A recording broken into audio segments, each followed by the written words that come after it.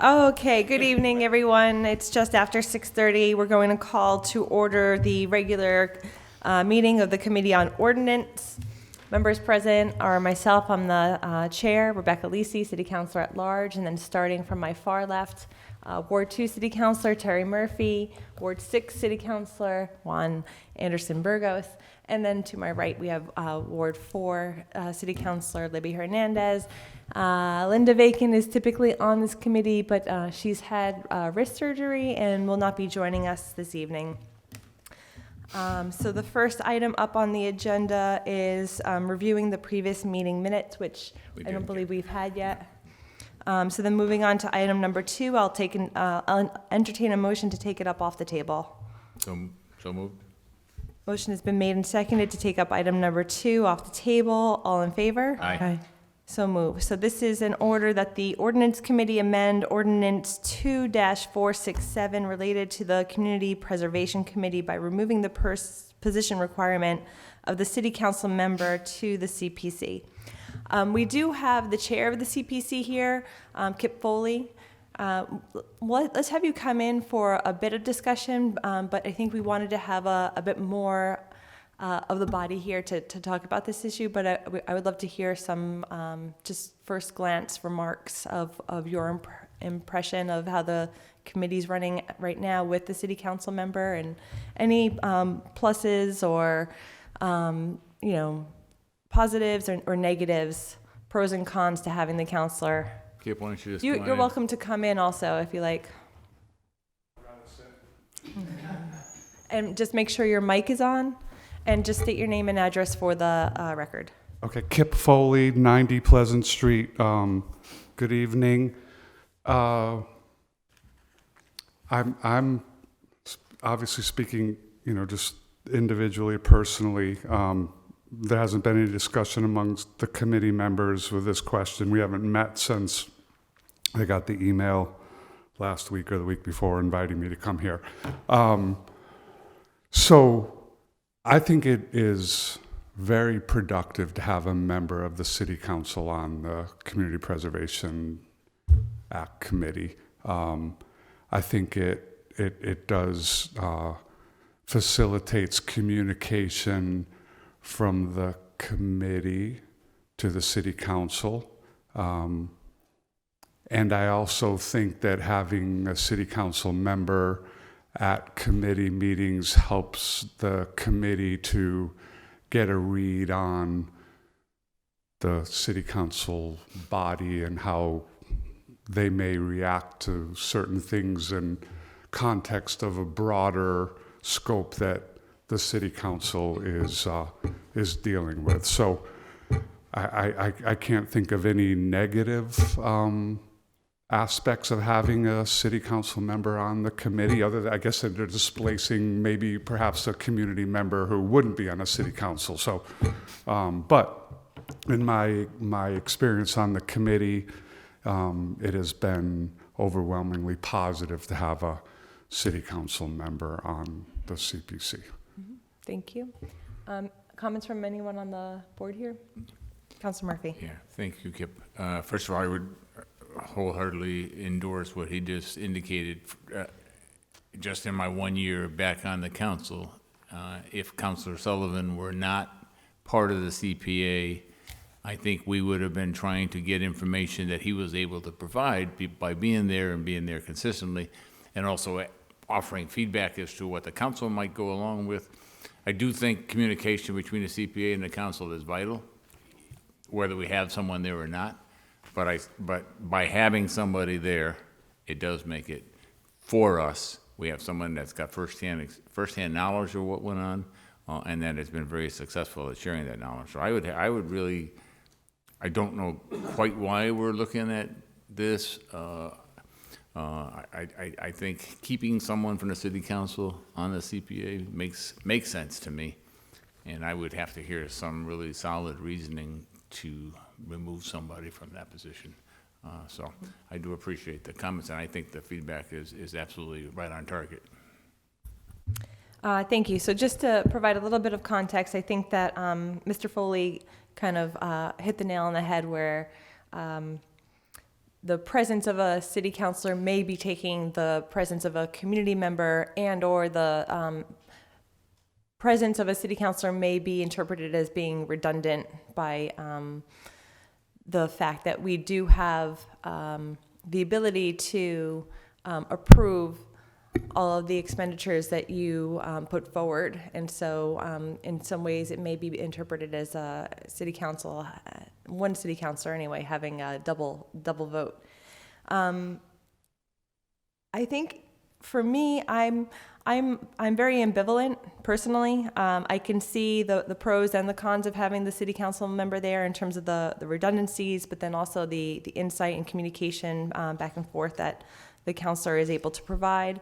I asked Crystal to pull the full language of the Community Preservation Committee so we could see how it's written. And one thing that I was particularly interested in was around the time that we were approving the budget line items that you all created or that you approved, there was interest in this body in having you come in as a formalized part of the process so that we could understand what was approved and why, and perhaps to some extent like what wasn't approved and why. And what I'm seeing here is that we never actually codified that into the process, and I think that there's room here, but it would be a separate order to create that language. I'm interested if the committee wants to table this and perhaps look at that language alongside of the council member question once more, with perhaps a few additional members of the CPC committee and members of the public, or if you want to just say that it's been disposed of.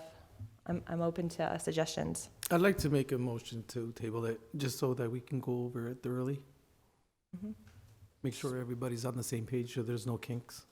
Second.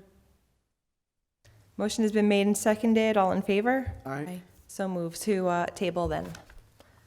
No, I voted no. Thank you. Okay. So this is going to be 3-1 to table. Thank you.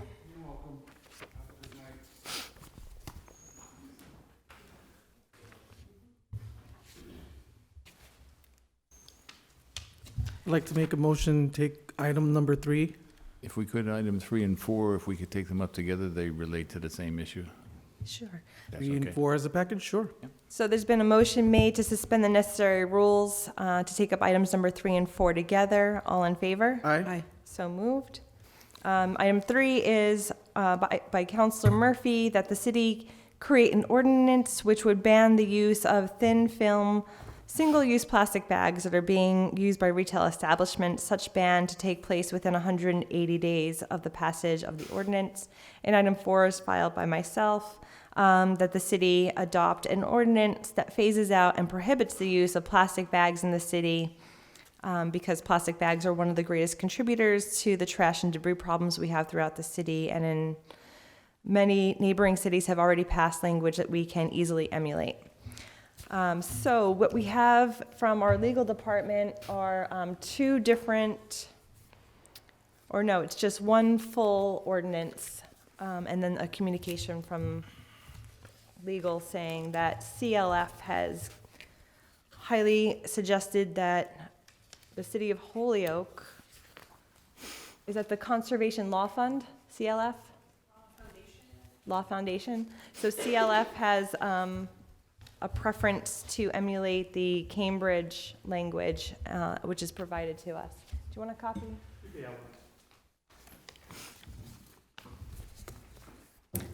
Okay, I'll entertain a motion to suspend the necessary rules and So have moved. Crystal approach us and give us a guided tour through the language. So I've taken a very brief pass over this. Let me just get a vote on that, Crystal. So on the motion to suspend the necessary rules, all in favor? Aye. Aye, so moved. So go ahead. Thank you. So like I said, I've just taken a brief pass over this. It was suggested by the committee to look at South Hadley. I have not looked at theirs. We did reach out to Conservation Legal Foundation, and they strongly suggested this. They said it was almost perfect. But for their definition of reusable grocery bag, which as you can see is number 5 within the Cambridge ordinance. Some of Cambridge obviously isn't going to apply to us. Our commissioner, we don't have a commissioner of public works, we have a superintendent, so some language throughout here is obviously going to have to be tailored to what the city of Holyoke actually utilizes.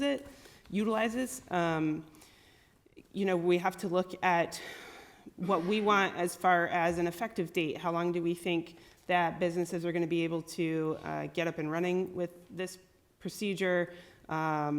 Is it going to be an end-all be-all? Are we requiring it for all companies, for companies over a certain amount? This is really just a starting point for us to get moving on tangible ordinance, but it's certainly up for draft, and any suggestions or critiques, you know, just because it was suggested to us doesn't necessarily mean that we have to take every line verbatim, so. Yeah, I'm looking through it very quickly, and I think in our case, the commissioner would be, I think either we would look at the DPW and our superintendent or the Board of Health director. So I don't know which would be a better fit.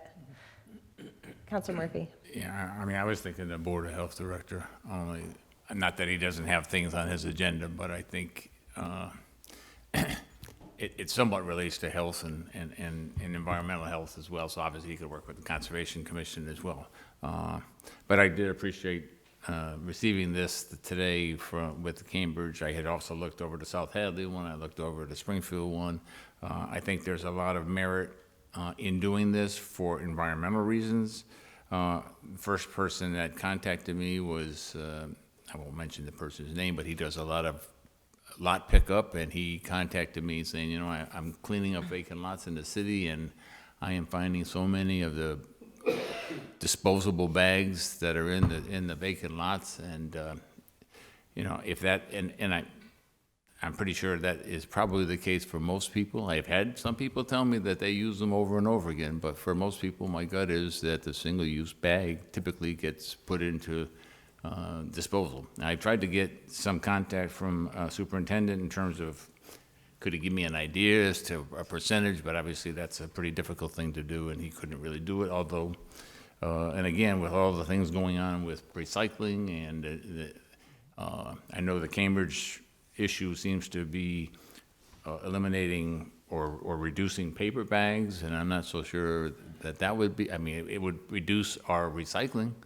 and that would reduce an expense, but I think we need to provide some opportunities. I also looked at, when I worked in the college store industry, I did do plastic bags that people could carry their textbooks in.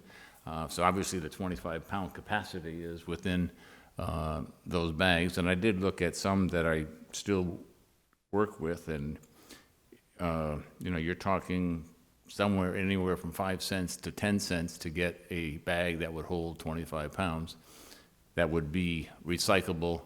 I didn't see any that went to 40% post-consumer. I think I've seen some at 25, and I thought I saw one at 50. So there are markets out there. I also think we've got to be conscious or conscientious of meeting. I would encourage us to meet and actually have people from Stop and Shop and from, I'm drawing a blank. Big Y? Big Y. Well, Big Y is in the other neighborhoods. So I'll say Stop and Shop, and then there's the one Save on a South, Lot. Save a Lot, and then there's Teton, right. It's tough to get old. But I'd like to see those, and obviously some of the smaller vendors, because I know from my own personal experience, you tend to buy about 6 months worth. So, you know, certainly we need to give time for them, not just to throw all the stuff away and have a dollar loss plus have to have it thrown away anyway. So, I mean, I'd like to have them in, and I also would like to make sure, as much as we can, that while we're encouraging recycling, we're doing it at the least possible expense to the consumer. And I know I've had some senior citizens talk to me about things, and I think all of this can be done with very little consumer expense and with a much better impact on the environment. So, I mean, those are the things I would like as we go along, and I would, you know, again, we've been talking about this now for a couple of months. Obviously, the state's been talking about it. Representative Vega, how long? So, you know, I think, but I would like to see us, we could do this in the next month, and maybe we come up with an ordinance in March that we know doesn't cause hardship in terms of business, but does promote recycling and doesn't cause financial hardship for consumers. If we can do all of those things, I think we need to come up with something that works. Right, and I think in general, the ordinance is set up so that we're just very slowly taking the plastic bags out of circulation. It doesn't mean that if you are going to, you know, store your present stock of plastic bags in your home and reuse that stock or use them as like small trash liners, no one's going to be preventing you from doing that. I think the goal is to just start slowly getting them out of circulation so that we're not creating more and creating, you know, the waste that's associated with them. If they're going to be reused and, you know, that's fine then. I think that there's a place and a way that people can hold on to the ones that are in circulation and use them, but I think we want to start pulling additional amounts out of circulation. So is there a sense, because I want to pick away at some pieces of this if we can, because I do see that this committee is basically the working group for how we're going to get through this. Yep. I do feel like I initially thought that it would be managed by the Board of Health Director. I'm hearing Councilor Murphy echo the same. Is there then any sort of consensus in the committee that where it says Commissioner, we would be intending it to say Board of Health Director? Yeah. Mm-hmm. Okay. And then, Councilor Murphy, I see that you have a heavily highlighted version. So were there specific issues that stood out to you that you want to address that you don't think are particularly good fits for Holyoke? You know, I mean, I just, as I look at it, a couple of things. You know, the recyclable paper bag, I mean, 100% recyclable. Like I said, I looked at people that I know that make recyclable bags, and they are 100%, but they are not 40% post-consumer, although some are not. And it seemed like most of them were 25%, and the expense was significantly higher, the higher the ratio. So I would like to get a little bit more understanding of that. The 3 mils in thickness, I think they all qualified for that. And then the other aspect was checkout bags shall be either recyclable paper bag or reusable bag. And again, I would be fine with that. There was somewhere in here I saw where they really didn't want you to use paper, period. And for some reason, I didn't highlight that, but I'm almost positive I read that somewhere. Yeah, and I think the Board of Health Director does, you know, do inspections of the different businesses. So I again think that the Board of Health Director is the proper Yeah, no, I agree with that. person for enforcement here.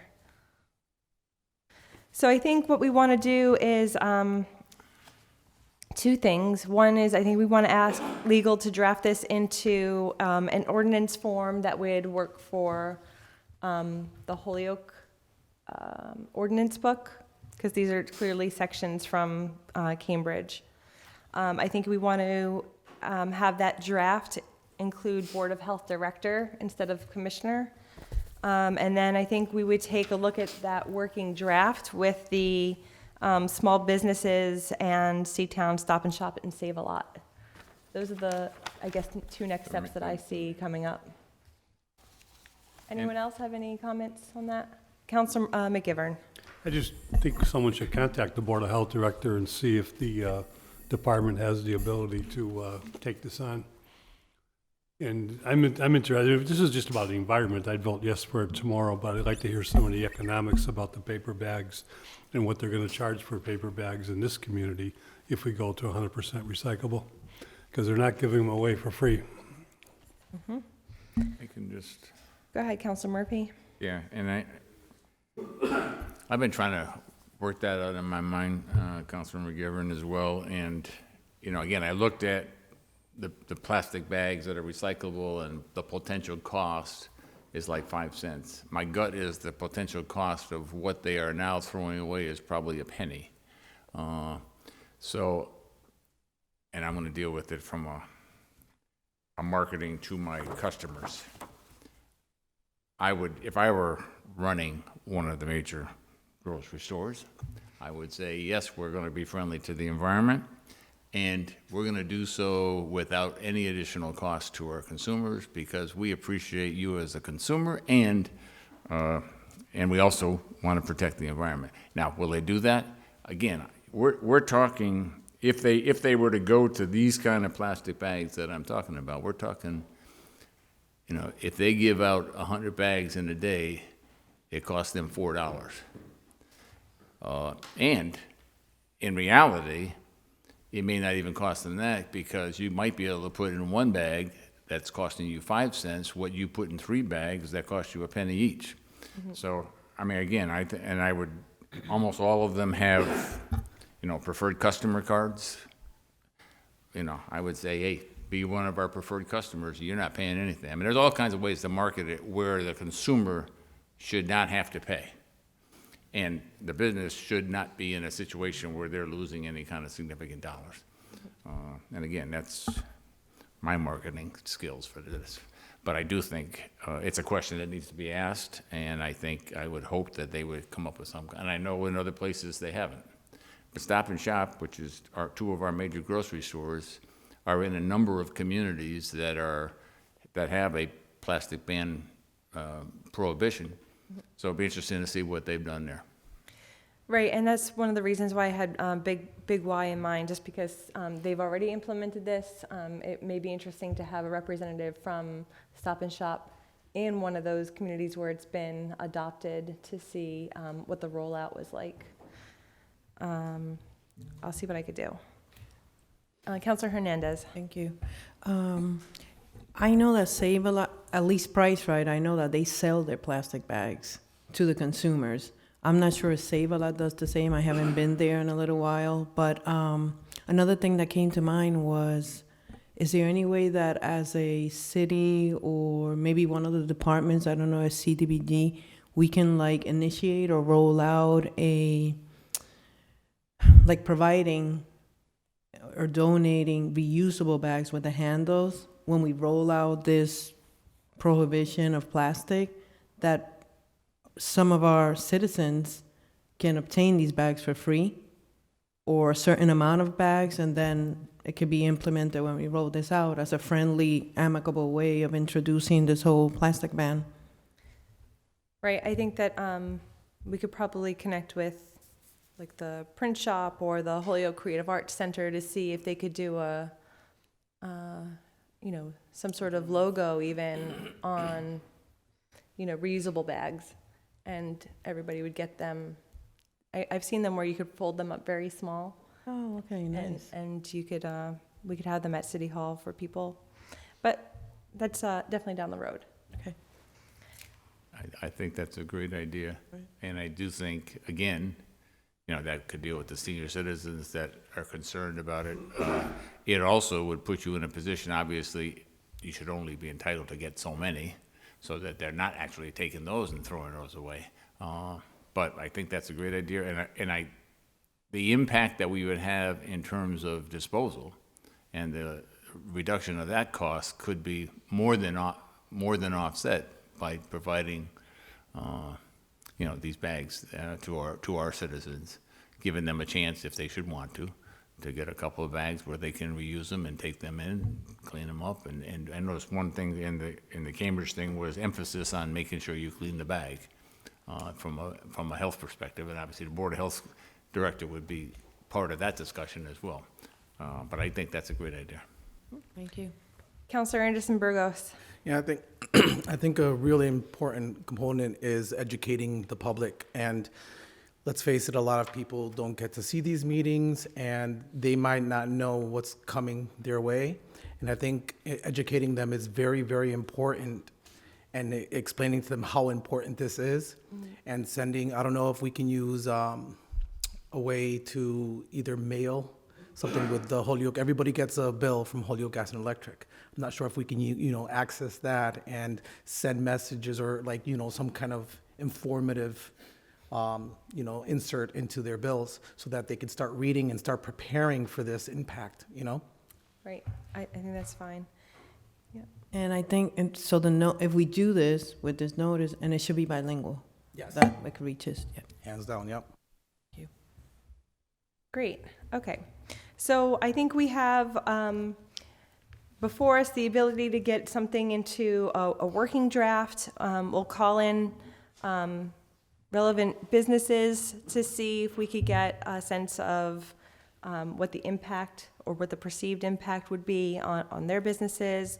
It'd be great to get folks from either Northampton or South Hadley that have already experienced the transition to speak about what their experience was. And I'll also reach out to the mayors of both those communities to see if we can understand what they did in terms of rollout for education and informing the public about the changes that would happen. Could we include the Chamber of Commerce and ask them to reach out to their businesses that, they're going to know people that are going to be impacted that we're not thinking of? Right. And, the more input we get to start with, the better off we're going to be.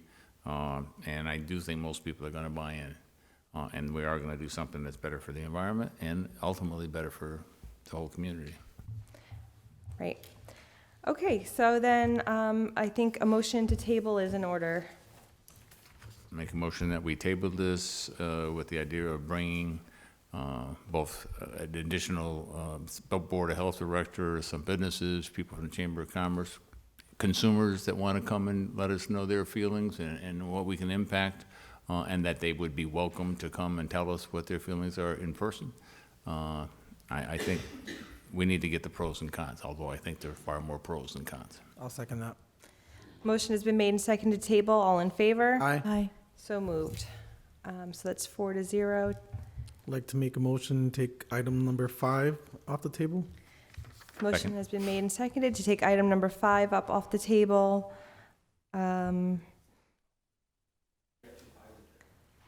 We do have 2 5s. 5A? Thank you for that. Okay, motion to take up item number He's 5A. All in favor? All right. So moved. This is, I'm sorry, I don't know who it's Counselor McGee who filed it. That the City Council adopt MGL 59, Section 5, more specifically Section 56, which states upon acceptance of this section by a city or town, the Board of Assessors may grant real and personal property tax abatement up to 100% of the total assessed to the members of the Massachusetts National Guard and to reservists on active duty in foreign countries for the fiscal year they perform such service. Okay, so we have our Veterans Benefits Director here. I'm sorry, I'm not giving your title properly. It's fine. I won't get offended. Good evening, and thanks for having me. Can you introduce yourself? Yep, Jesus Pereira, Director of Veteran Services for the City of Holyoke. Recently, the BRAVE Act came out. When I say recently, I mean 2018, the end of 2018. And in there's a local option where a community can adopt this title, and section of the Master Law where our Massachusetts National Guard members who deploy to a foreign country or a reservist from Holyoke can get some or up to all of their property taxes abated for the year that they served overseas. I'm in the position where I really want to entice our reservists to come live in Holyoke, have our military members want Holyoke to be a destination city. Quite frankly, all your fighter pilots and your C-5A guys, they're moving to the Long Meadows of the world. So we really have to start dangling that carrot in front of them to bring them here. And I think by offering this, it's a local option for up to 2 years. It needs to be implemented through the assessors board And I have talked to the assessors board already about this. Unfortunately, what we don't know is how many reservist or National Guard members we have currently serving that own property in the city. I'll say that through the peak of OEF, OIF, just about every National Guard unit in the state had deployed. In the last probably 5 years, maybe 2 or 3 times. Army gets the short end of the stick. We usually deploy for up to 12 months. All the other branches do about 6 months. The assessors department is thinking about creating like a prorated program where if you deploy, say 2 months, you get X amount of dollars off, 3 months, so on and so forth to the end. But the conversation is there. It really does fall in the lap of the assessors department to put the provisions in that need to be followed. And if you pass this tonight, they'll get to work on that. Under discussion? So to me, this seems straightforward. It's adopting a section of the Mass General Law that allows and authorizes our Board of Assessors to create an eligibility criteria that would provide an abatement to active serving reservist and National Guard members up to 100% of abatement in the year that they're actually serving abroad. Correct. Right? Yep, straightforward. Councilor Murphy. Yeah. Jesus, thank you. Haven't seen you for a while. Listen, this is becoming a thing, so. So he was here last night. So a couple of things, and just as you're talking, I'm listening. So if I were serving and I go overseas and I'm in Germany, as opposed to going overseas and I'm in Afghanistan, I mean, I would, and I'm listening to what your thoughts are on this. I would say anyone overseas in a war zone should be getting 100%. If they're there for 2 months, they get 100% for that year. People who are overseas on a duty but not in a combat zone, I'd be more inclined to create a formula that is related to if you're there for 3 months, you're going to get 25% deduction or whatever the case might be. But I definitely think, I love the idea. And I think it's a great idea both for attraction, but more important than that, I think in terms of fairness. And again, anybody in a combat area, to me, they should be getting 100% if they're there for 10 days or they're there for a whole year. And I would like to hear your thoughts on that. Well, the assessors will make the ultimate determination on how we apply this. What I would say, I would tread lightly on that idea because you can have someone in Germany flying a Predator drone, actually attacking enemies and dealing with the repercussions of killing someone. So what you're saying to me, what I'm hearing, is that if you get shot at, you deserve more of an abatement. I don't think that's necessarily true. Okay. I think that they're part of a contingency and they're part of the operation. They're part of the puzzle that makes the machine go. It's easier to just do months if that's how we want to do it. Or if you want to define certain areas of operation, you can do that too. I don't recommend it only because just because you weren't boots on ground in Afghanistan doesn't mean that you were involved in the war effort. And I could be totally off here. So if I'm in Afghanistan and I may not ever have, and just for all those people that are there, I hope they never do have an issue where they have to fight for their lives or fight for someone else's life.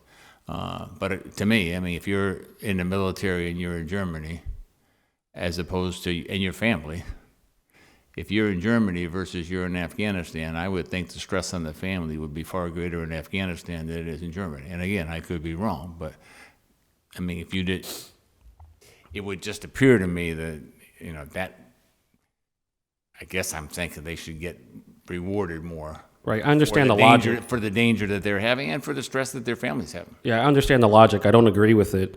I would say that if you happen to be a cook and you just happen to get placed into Afghanistan, never left the FOB, you're still cooking for soldiers and sailors and whoever else is there. If you're in Germany and your position is to be a cook, you're doing the same job. Not everyone who gets placed in the Middle East is going out kicking down doors.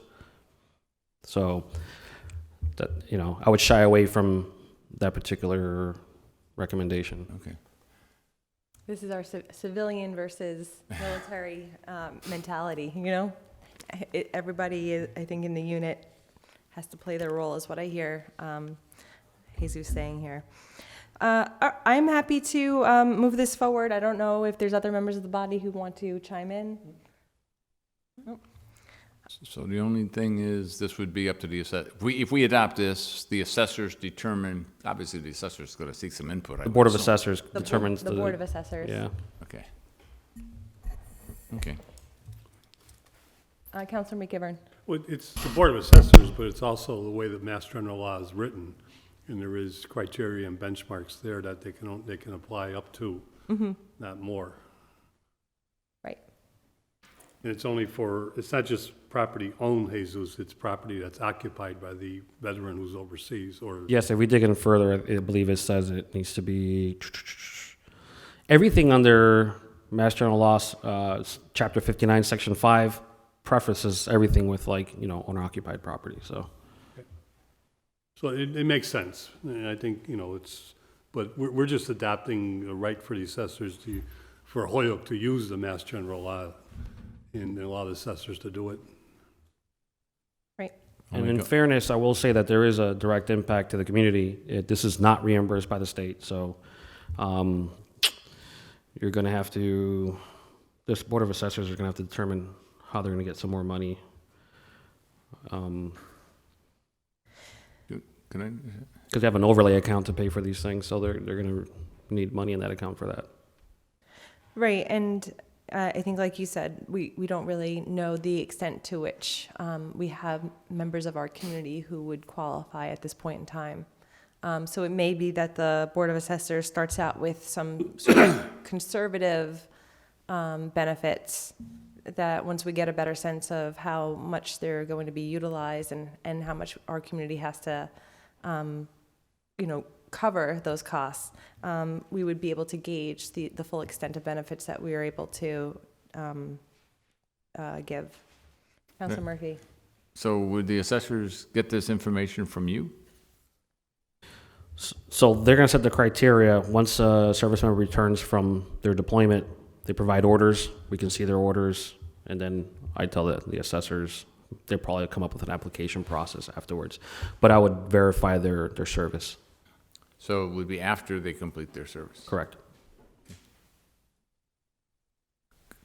I mean, is it at all possible? So let's say a person is in Japan. I'll get out of Afghanistan. But a person's in Japan, and their family owns a home in Holyoke right now.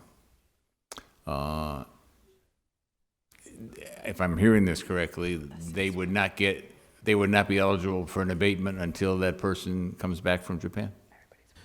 According from an email from Deb Burnell, she says the abatement would be for the property taxes for the fiscal year in which they serve.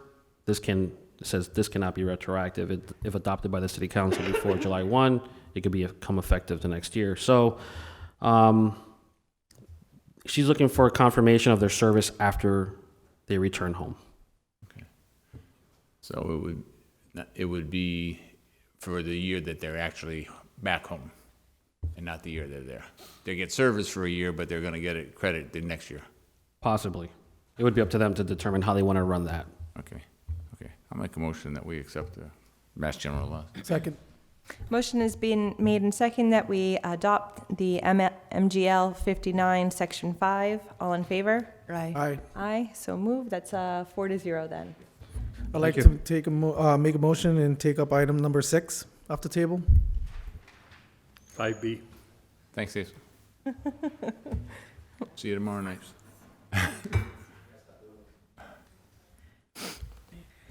So there's, 5B. yeah. Just DPW. Bob, you might as well come in. You're going to be up for that next one anyway, so. Okay. So are we taking up item number 6 or Yes. 5B? 6, please. We're going to just hold off, Mike. So then on the motion to suspend the necessary rules and proceed out of order to item number 6, all in favor? Aye. Aye, so moved. So we're going to take up the last item, which is that the South Holyoke Homes project designed to revitalize housing in the vicinity of Carlos Vega Park in South Holyoke, approve a home rule petition to exempt the Holyoke Housing Authority development from MGL Chapter 149 while continuing to be subject to all prevailing wage laws.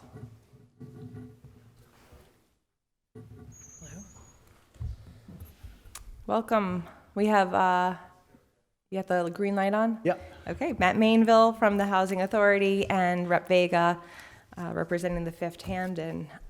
Welcome, and you want to give us an overview of what this home rule petition is? Absolutely. So as you are aware, the Holyoke Housing Authority has been selected by the Redevelopment Authority to undertake the redevelopment of housing in South Holyoke. As part and parcel of that, I know that you're going to hear a presentation about MassWorks after I'm completed my portion here. So we applied for and received funding for some MassWorks funds, and I know the City Council agreed to accept that, so we appreciate that. That seems to be the first step in moving this process forward. I know Councilor Murphy's been very involved in the planning process. We have recognized through the course of doing public bidding that it does increase the cost of construction. It creates a level of rigidity that makes it difficult to move projects forward, and it also adds time to the process. I have colleagues from the eastern part of the state that have endeavored to get home rule petitions to waive out of Chapter 149. I will say that the Housing Authority, as it's as written here, is committed to a procurement process. We are committed to paying prevailing wage. We want to make sure that these are living wages that people get. We're committed to doing Section 3 and working with local contractors. We're committed to giving unions an opportunity to bid on this particular project. The Housing Authority has a long record of working with unions. So this is not an effort to circumvent union participation, but simply an opportunity for us to manage this project as effectively as possible and stretch the public dollar as far as we can. We have met with Representative Vega. The process is we need a vote from the City Council. It has to go to the mayor, and then it goes to Rep Vega, who then processes this through the State House. Like I said, I know and I'm aware of other cases where this has happened, and we look forward to this passing simply so that we can move this along as quickly and efficiently as possible and expand our dollars as long as we can. And you may have said this already, and I may just be missing it, but if you are paying prevailing wage, what does the 149 exemption actually create in terms of where's the benefit exactly? Yep. So the 149 requires a filed subbid process. So there are design costs that go along with having to do the 149 bid process. Mm-hmm.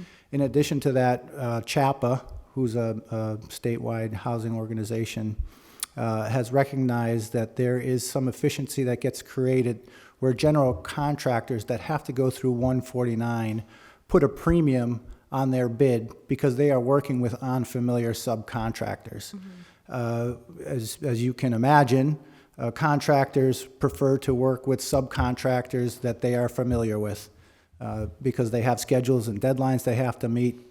So general contractors typically put a premium on their bids when they have to bid under 149. So CHAPA, like I said, has recognized that there is a savings.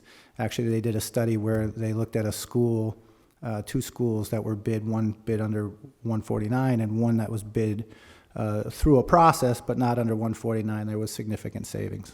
Mm-hmm. Great, thank you. Councilor Murphy, did I see your hand up? Or? Sorry. I was going to defer to Representative Vega because I know he's ready to move the process as I understood it. If we got it to you by March, we were in good shape. Thank you, Madam Chair, members of the committee. We're in good shape. We're obviously working on a big housing bill at the State House, so things are kind of busy in that committee, but we've had preliminary conversations, and the precedent has been set on this.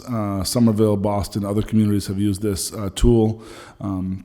It's very similar to, the laws that allow us to have the redevelopment authority and sort of work around some of the onerous bidding processes, if you will. So, yes, the home rule petition should be able to go through, hopefully in time for this project to keep moving forward.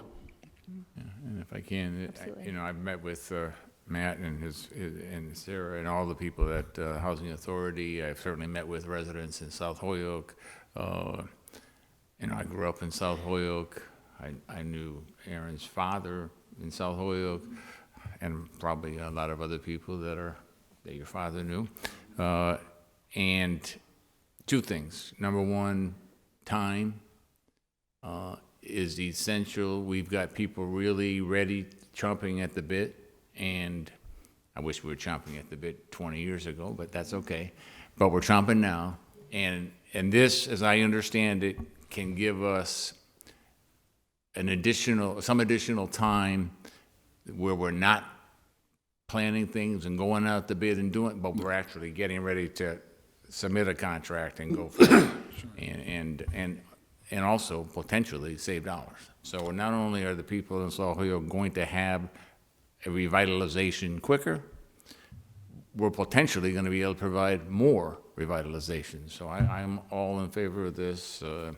I was convinced, and as long as they were paying prevailing wage and we weren't going to shortchange the worker, which we're not, this is a home run. If I could just add, and I appreciate that. I know there's been another home rule petition from this body, in regards to prevailing wage, which won't go anywhere at the state level. But in confirming prevailing wage makes sure that this home rule petition will go forward. And I would just add too, and you mentioned you're talking about a MassWorks grant. I don't know if it's the same one in this area, but I just want to give props to Matt and his team. The community meetings that they've had with Nueva and other partners that they've been working with have been amazing. Really getting people out there, as you've mentioned, Counselor. And I think the reality is that, the state's not going to put in that much money into a MassWorks grant if we're not going to support the housing. So this is setting the table, and these are the kind of tools that the municipalities have to make sure this project happens quickly. And so I think that the state is looking at this as a very positive project. Obviously would not have supported a MassWorks grant at that amount if we weren't looking to fund the housing as well. So I think this is a good project and really good possibilities for us. Councilor McGivern. Thank you, Councilor Lisi, and Matt, Aaron, welcome. It's always a pleasure to see you. The project is, we've been working on this project in other committees on different angles as to what I think is, and Councilor Murphy, although I'm not as old as Councilor Murphy, I was around long enough to know Carlos and long enough to know the beginning and the continuing work of Nueva Esperanza, and also around long enough to remind Mike Moyardi the other night that his predecessor Dick Kershane and the good work that Old Holyoke Development has done in the city.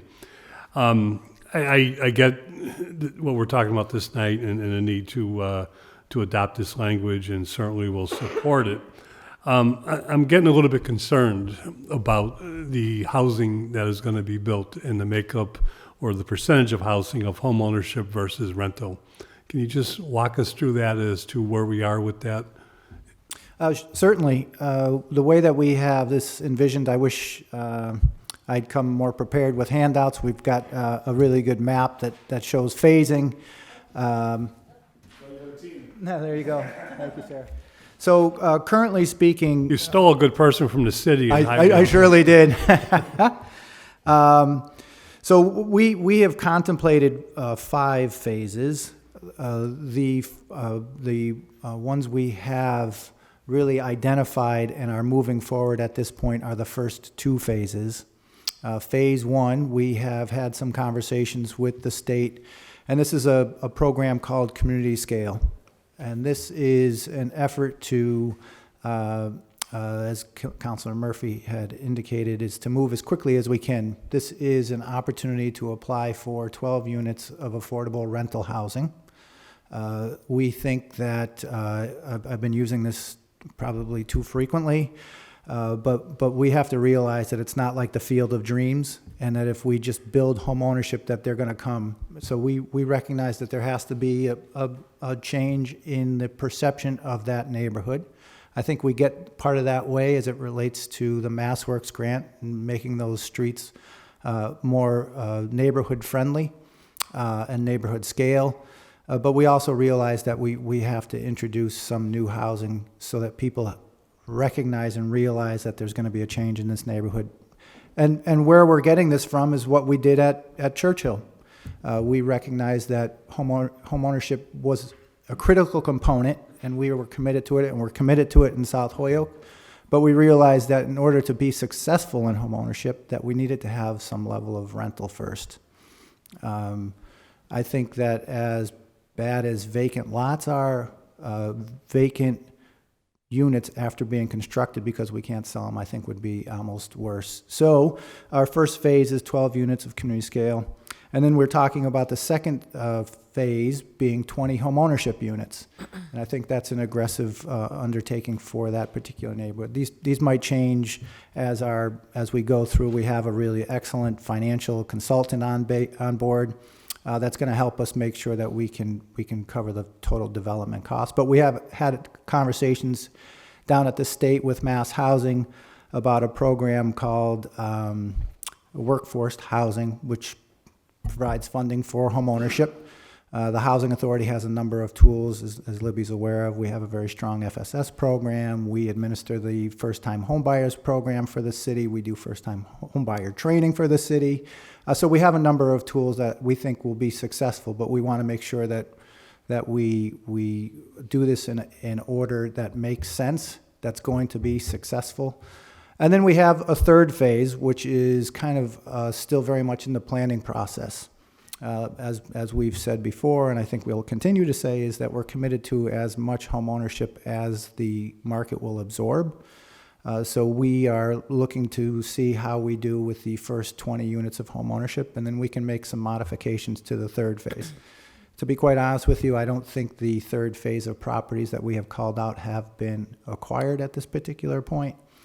So, to say that we have put a significant amount of effort into that third phase would be inaccurate. We have identified it as an important portion of the successful revitalization of the Carlos Vega Park area, but we have not gone to the point where we could sit here and say we're going to do 35 rental or 20 home ownership. We want to make sure that we get shovel in ground as quickly as we can, start to change the attitude and the attitude around this particular neighborhood and the concept of what's going on there, and then see how we proceed forward.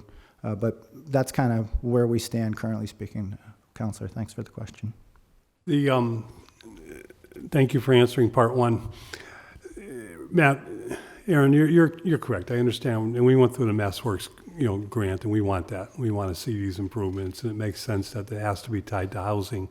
And Terry and I, and I think Aaron knows this, but we went through the years when we saw this, when we saw what Nueva did in South Holyoke. Tremendous amount of work, with a lot of blood, sweat, and tears to get the money through the state to build the housing that they did, to take over the housing that they did and renovate it. And we saw what Dick O'Shane's did in Flats, although more focused on, when I say home ownership, it was mostly townhouses where a person who qualifies for a low-income mortgage, can get into a townhouse where half of it is rental property and rent it to someone which pays the mortgage. What that person would pay for rent themselves can now become part of seed money for taking care of the property and possibly moving on to what I think has always been a dream in the city of Holyoke, up into a single-family home at some time, maybe continuing to own the rental home and becoming a landlord. But over the years, it's worked. And rental property on its own has had a 60-40, success rate. How are the Thetford apartments doing in Ward 1 right now? In what respect? We're fully occupied. We're modernizing units as we go along. I think we have out on the street a bid for... Maintenance-wise? I would say good. We have the Sheriff's Department. We have a partnership where they clean the hallways on a regular basis for us. We're just signing a contract with a landscape architect firm to do some beautification of the property. Before you had the sheriff's department, was it fair to say these hallways were pretty much a nightmare? I don't think that's accurate. I think that they probably required additional, And you required a lot of work in that. In my other job, I go in and out of those apartments a lot. So I've seen this over the years. There were problems. There were big problems. Management of rental property is full-time. If you're a landlord, you're a good landlord, you do it. If you're a bad landlord, I'm not saying the housing authority is a bad landlord, please. I appreciate that. But if you don't have the resources to be on top of rental property or the commitment, I think you have the commitment, but I'm not too sure the resources are always there, it can quickly go downhill. And I've seen the good and the bad and the ugly of Thetford Apartments.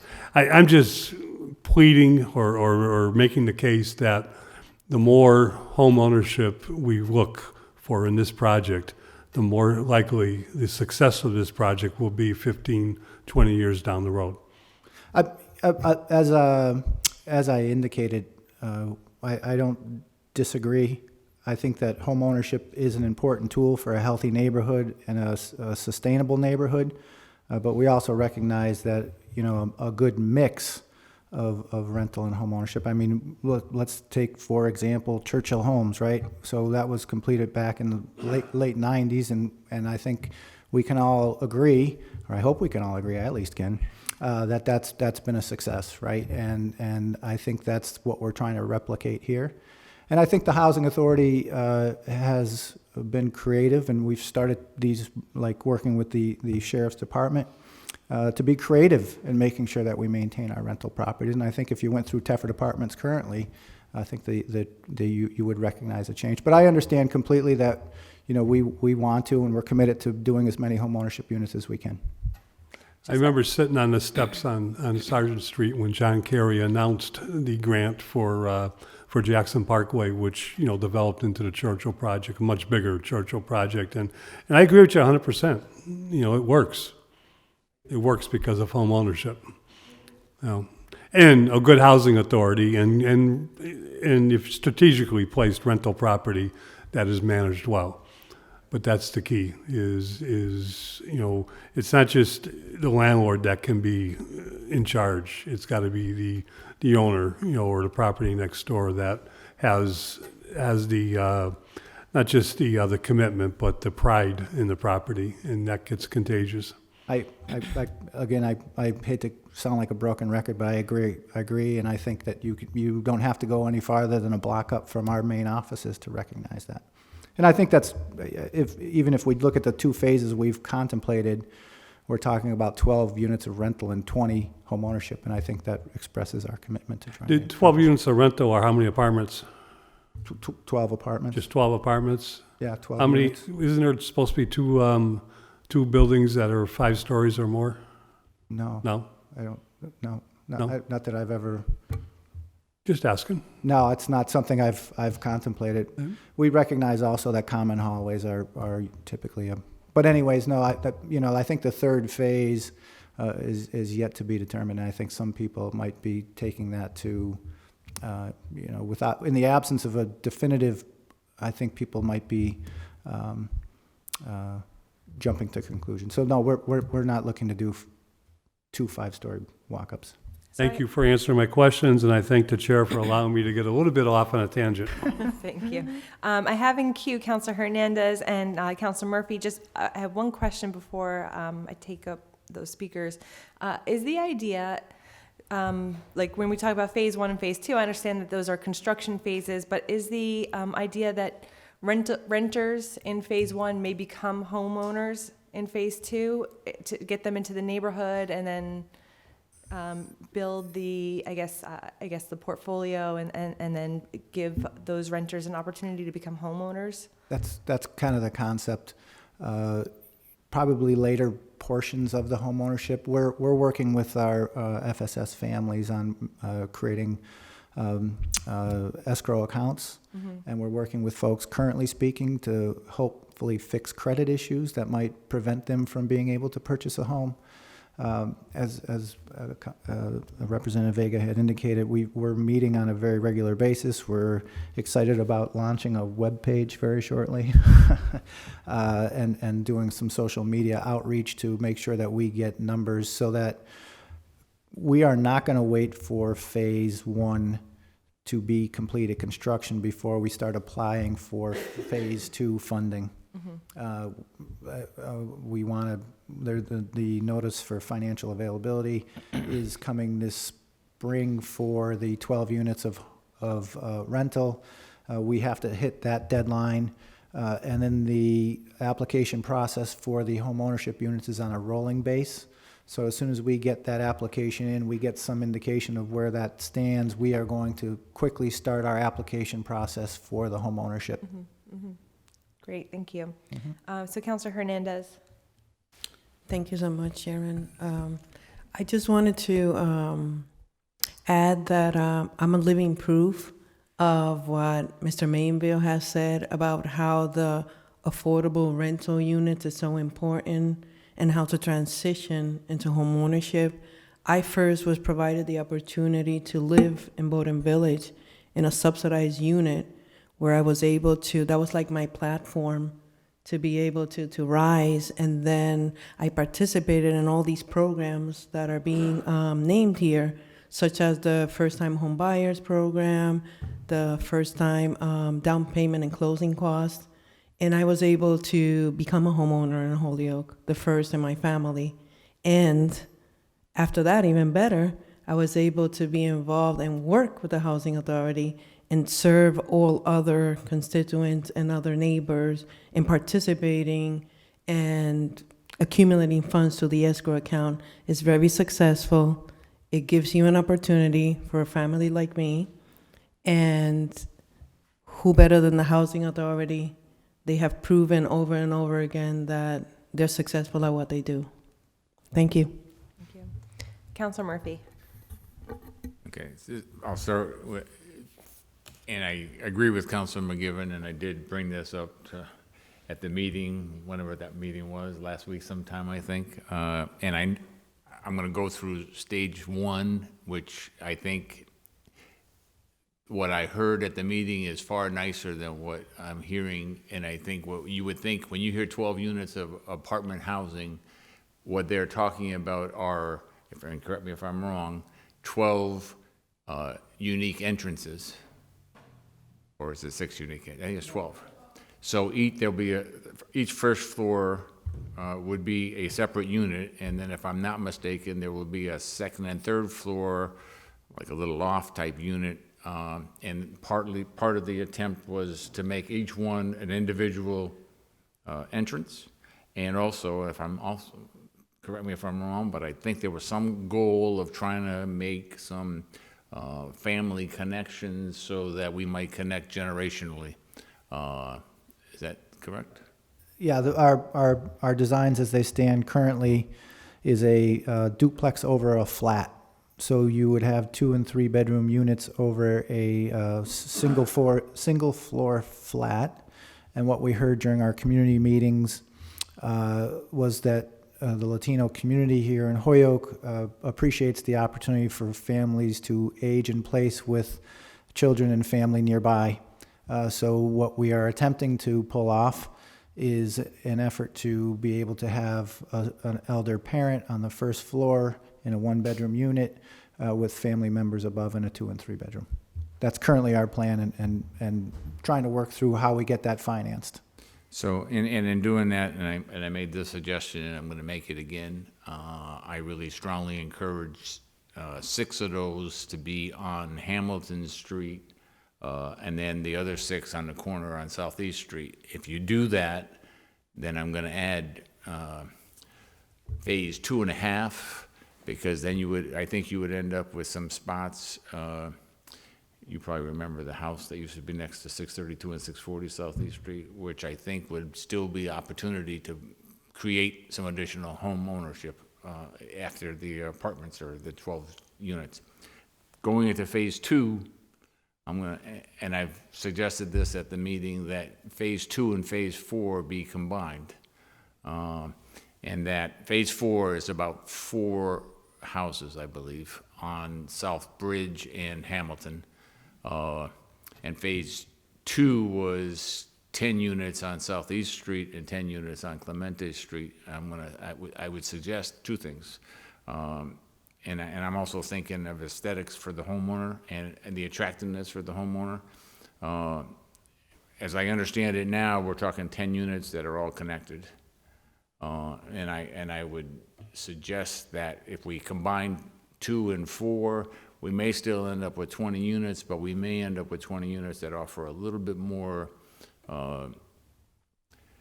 attractiveness to someone looking for a little bit more privacy. And by that, I mean you would end up with instead of 10 units combined, you might end up with 8 units on Southeast Street and 8 units on Clemente Street, but with some, I guess I'll say, a walkway to your backyard from the street. And I'm not saying that has to be, but I think if we do something like that, plus we do the phase 4, you get your 20 plus units, but I also think potentially you make them more attractive. Go ahead. No, I think that as it relates to the earlier comment about wrapping on Hamilton and Southeast Street, that was also something that was of concern to me. We recognize the other thing I've been saying is that we wanted to make sure that we established a beachfront on the property that needs to be addressed immediately. And I think that anyone that's driven through that neighborhood on a regular basis recognizes that piece of property needs to be addressed. Mm-hmm. And so we have advised our architectural team to look at how we could have a better presence on Hamilton Street, and they have done that. To be quite honest with you, I came in today, I haven't had a chance to look at it, but it does address having actual addresses and front of homes looking on Hamilton Street. I don't know what it looks like. I don't know if it's going to be approvable, but we're going to take a look at it. As it relates to the rest of that, I know that you just had your stakeholder meeting, and I appreciate you participating in that. And we're taking all that under advisement and working with our squad. No, and you've been listening. I mean, I'm certainly going to support as much as I can, and I'm going to lobby to get changes when I can. The other aspect, and I don't want to keep taking, but obviously this is pretty vital to my neighborhood and my ward. But when you get into stage 3, I know there was talk about more apartments, but as I told you, right now you've got 2-family homes on the corner of South Bridge Street and Sargent Street on both sides. And I would strongly, at least on the part of Southeast Street, adjacent to the south side of Sargent Street, I would really encourage us to look at potentially some homes there. If we're going to do apartments, I think the apartments need to go farther down towards Adams Street. And I think then you would increase your home ownership, which I think is a goal of a lot of people. And also, I think you improve your economic diversity, which then hopefully attracts more businesses on the Main Street, on the Cabot Street. So it would have a mutual beneficial things. Yeah, I think that as I indicated to Councilor McGivern, is that phase 3 is a fairly fluid situation, currently speaking, and we're more than willing to recognize from our experience going through phase 1 and phase 2 to modify what phase 3 looks like. So we're completely open to that. And I'm gonna one last comment, and it's phase 5, which I really would like to see phase 5, Redevelopment Authority,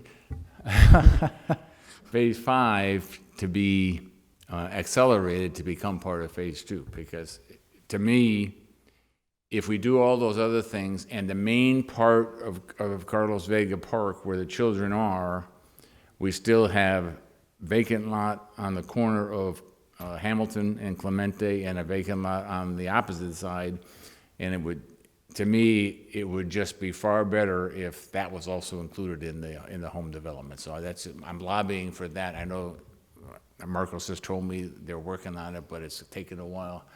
I just would like to see us accelerate that process, because I think that really would take the entire homes around Carlos Vega Park and the properties around Carlos Vega Park and make them all revitalized and just feeling great. And I won't say another word. Thank you. Councilor Anderson Burgos. So being that I work for a financial institution, My passion is helping people work on their credit in preparation for home ownership.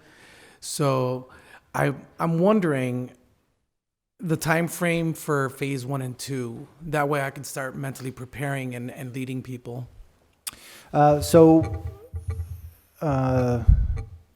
When we say real time, unfortunately, development real time is different than most normal situations. So we would hope to, not that we hope, we will be applying this spring for the community scale. We hope to hear, that's where we get into the hope, because it's all, it's subject to DHED's and mass housing's affinity to move this forward. So we would hope that we would hear sometime mid to late summer. We would have to, go through the permitting process and those types of things. So we're, optimistically, we're hoping to have shovel in ground for 2021. I'm looking to this, okay, I'm getting some head bobs back there, so that's good. So we would anticipate shovel, hopefully, optimistically, 2021 for the 12 units of community scale.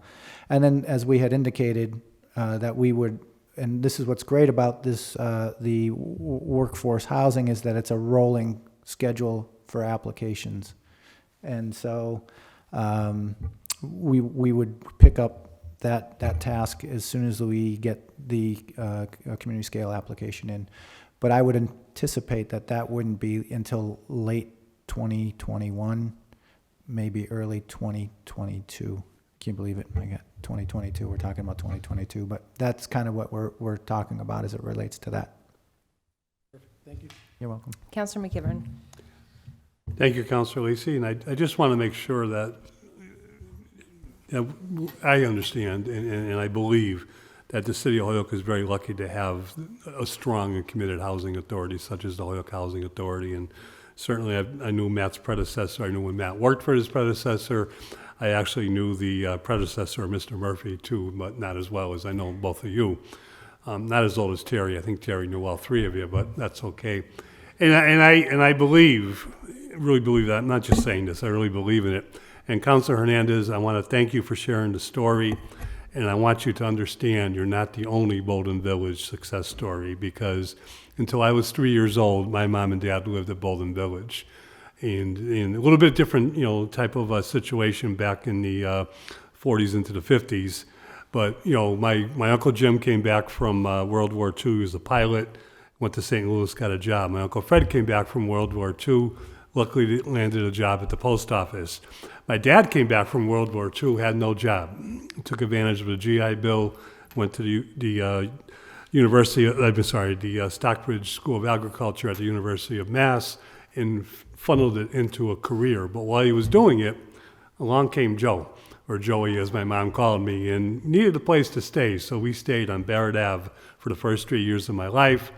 My father ended up co-signing a mortgage, got into home ownership with my grandparents, a two-family home that about 20 years ago my wife and I bought before eventually everybody moved on and we bought our single-family home.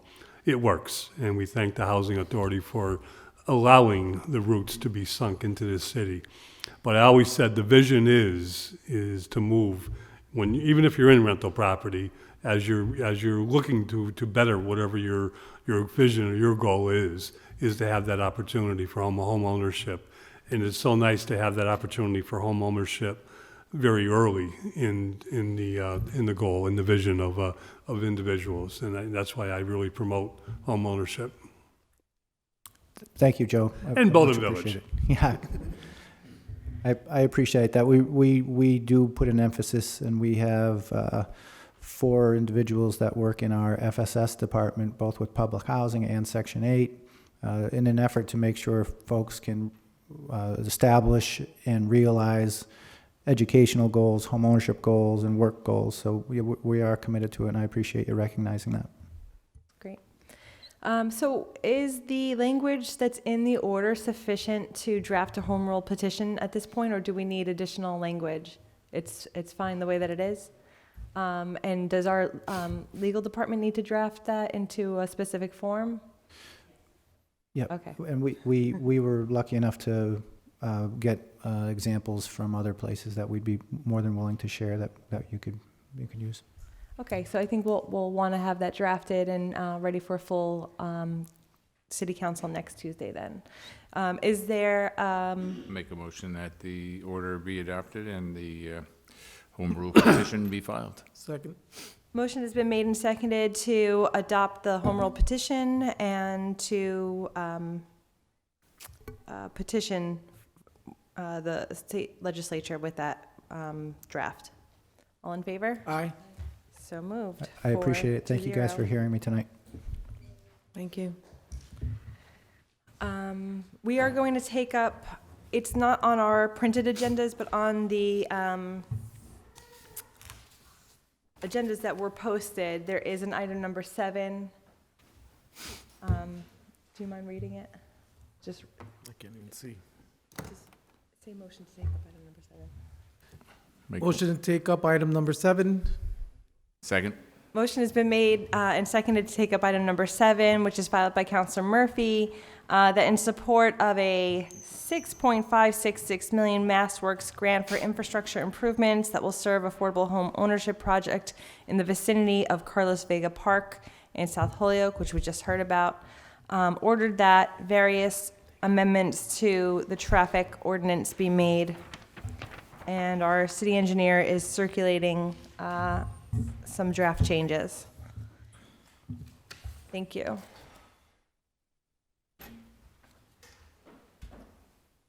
Okay, under discussion, Mr. Parent, do you have, by the way, written a text version of these changes? Yes, I do, and it's a fairly minor change that I'll hold in one copy. I think I have copies for everybody. There's really only 2, right? Suggested changes Oh, great, thanks. are shown, struck out and highlighted. And then our legal department has a copy as well, or just? Yeah.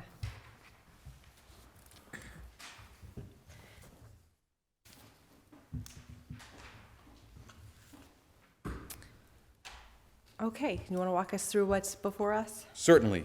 First, I wanted to thank you for putting us on the agenda tonight. We had hoped to be here a couple of times in the past. What I'd like to say relative to that is sometimes a little bit more time ends up with a better project, and we were able to get some additional input from other city departments, and I think overall we're better off having done that. This project is intended to support the Holyoke Housing Authority project, but it is not specific to the Holyoke Housing Authority project. It is specific to improving the residential opportunities that exist in South Holyoke, and that's really what it's all about. It doesn't depend on what buildings are built, what size buildings, those types of things. It's really trying to create an improved environment in South Holyoke. One reason that timing of this project is important, and probably one of the reasons that the city was successful, city and Holyoke Housing Authority teaming up in getting the $6.566 million grant, is there's an awful lot of activity being planned in South Holyoke over the next 2 years. And I get to talk to hours about this, but I'm not going to. Everything you see here shaded is the limits of the Jackson Street area sewer separation project. So that sewer separation project is going to impact all of South Holyoke, as well as some property heading out across to the Sunoco property. Is your microphone on green? It is. Okay, it'll pick you up as long as it's green. Thanks. The limits of this particular project are just what you see here in red. So it's fully within the limits of the Jackson Street area sewer separation project.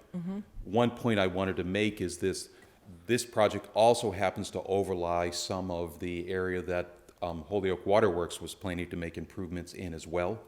We've worked together with Holyoke Housing Authority and Holyoke Waterworks, and we've agreed to consolidate all the work that they were going to do in South Holyoke, as well as all of the work to support the MassWorks project into a single construction contract. That'll make coordination much easier. It'll help to make things move a little bit faster. It'll actually help everybody save a little bit of money, because there are some things that only need to be done once as opposed to being done 2 or 3 different times.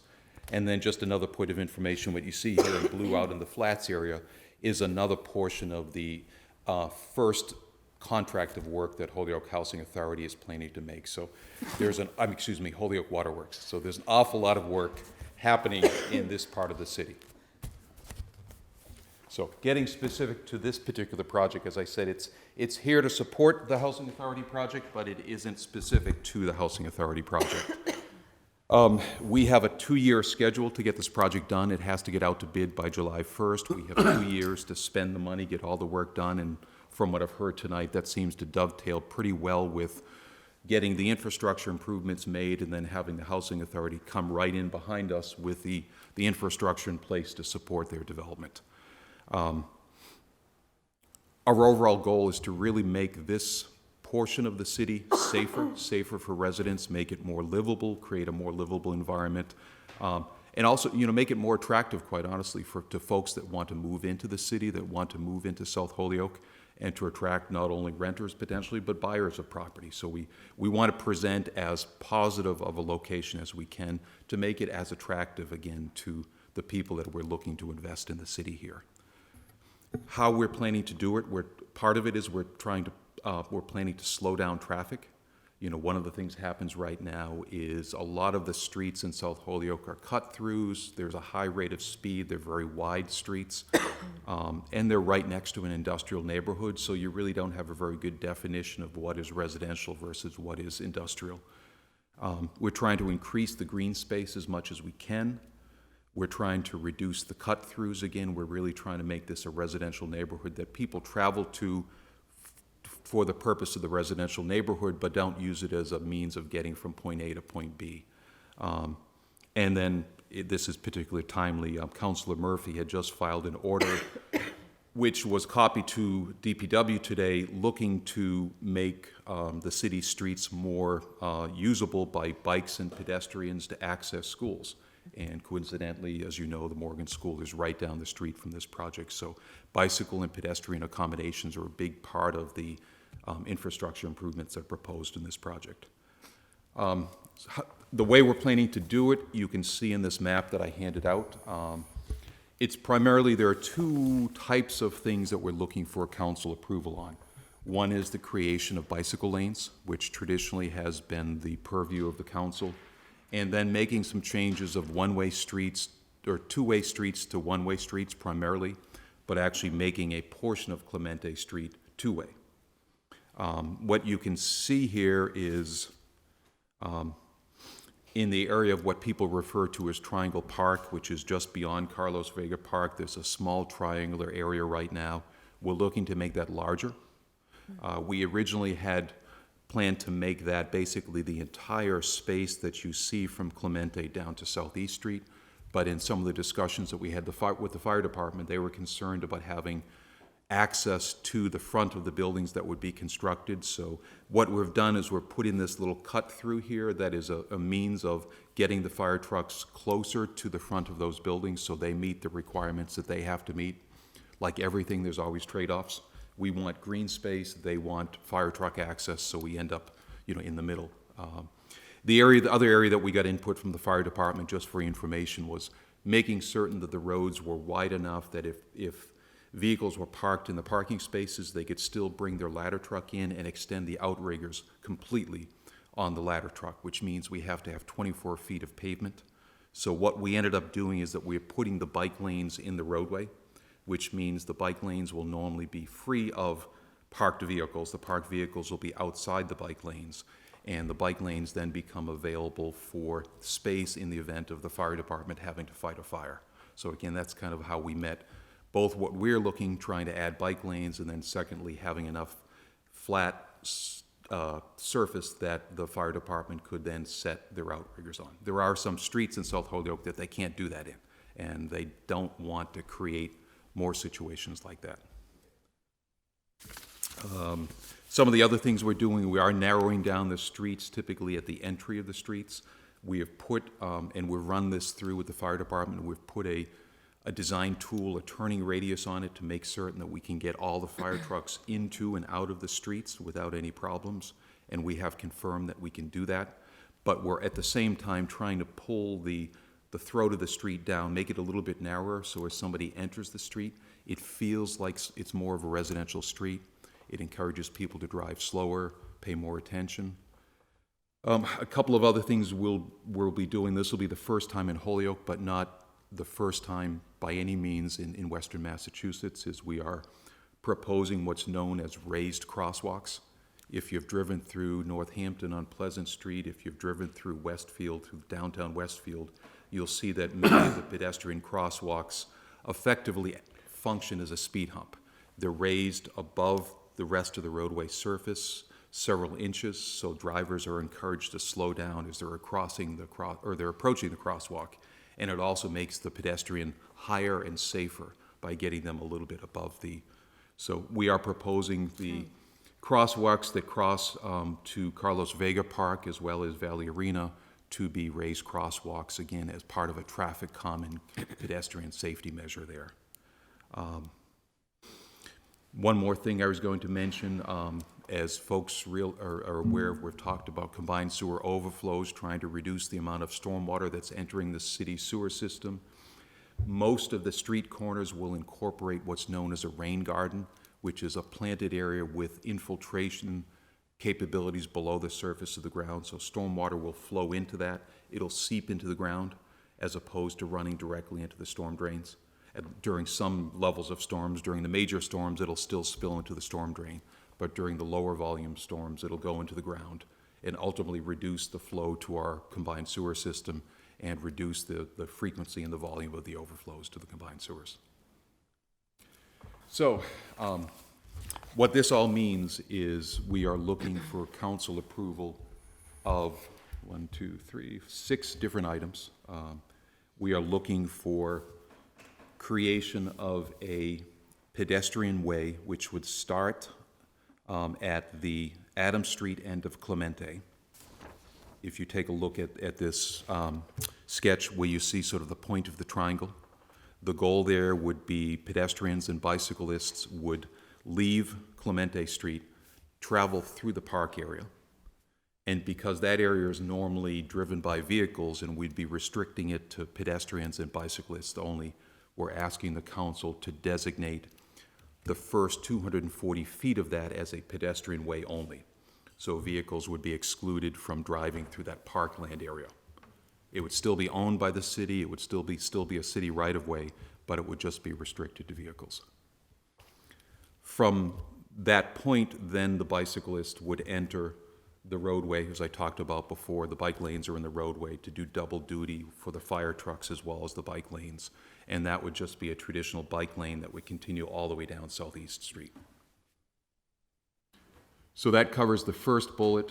The second bullet is putting a bicycle lane on the west side of Clemente Street. The third bullet is putting a bicycle lane on the east side of Southeast Street. The fourth, again, is putting bicycle lanes on both sides of South Bridge Street, because South Bridge Street would stay as a 2-lane roadway as opposed to a 1-way roadway. And we would change Southeast Street from a 2-way street into a 1-way street. Flip side, we would change Clemente, which is currently a 1-way street, into a 2-way street up to the intersection of Sargent, and then it would be 1-way, as it currently is. So it's a lot of different bits and pieces here. You know, this, I do also want to stress that this is a pretty well thought through, it's more than a concept, but it's not the final design. There'll be tweaks as we go forward, so the final plans might look a little bit different from what you see here, but the items that the city council needs to weigh in on, I would not change without coming back to the city council. Thanks so much. One really quick question, and I understand how many times you've almost been before us with this. So I believe that it's a well-vetted concept at this point in time. And so I just hear over and over again about all the issues where we have Linden Street changing direction, and it's an accident-prone intersection over there where Linden moves from 1 to 2 ways. And so I just was wondering why we might see it here in a successful manner, whereas in Linden Street, it seems to be a problem.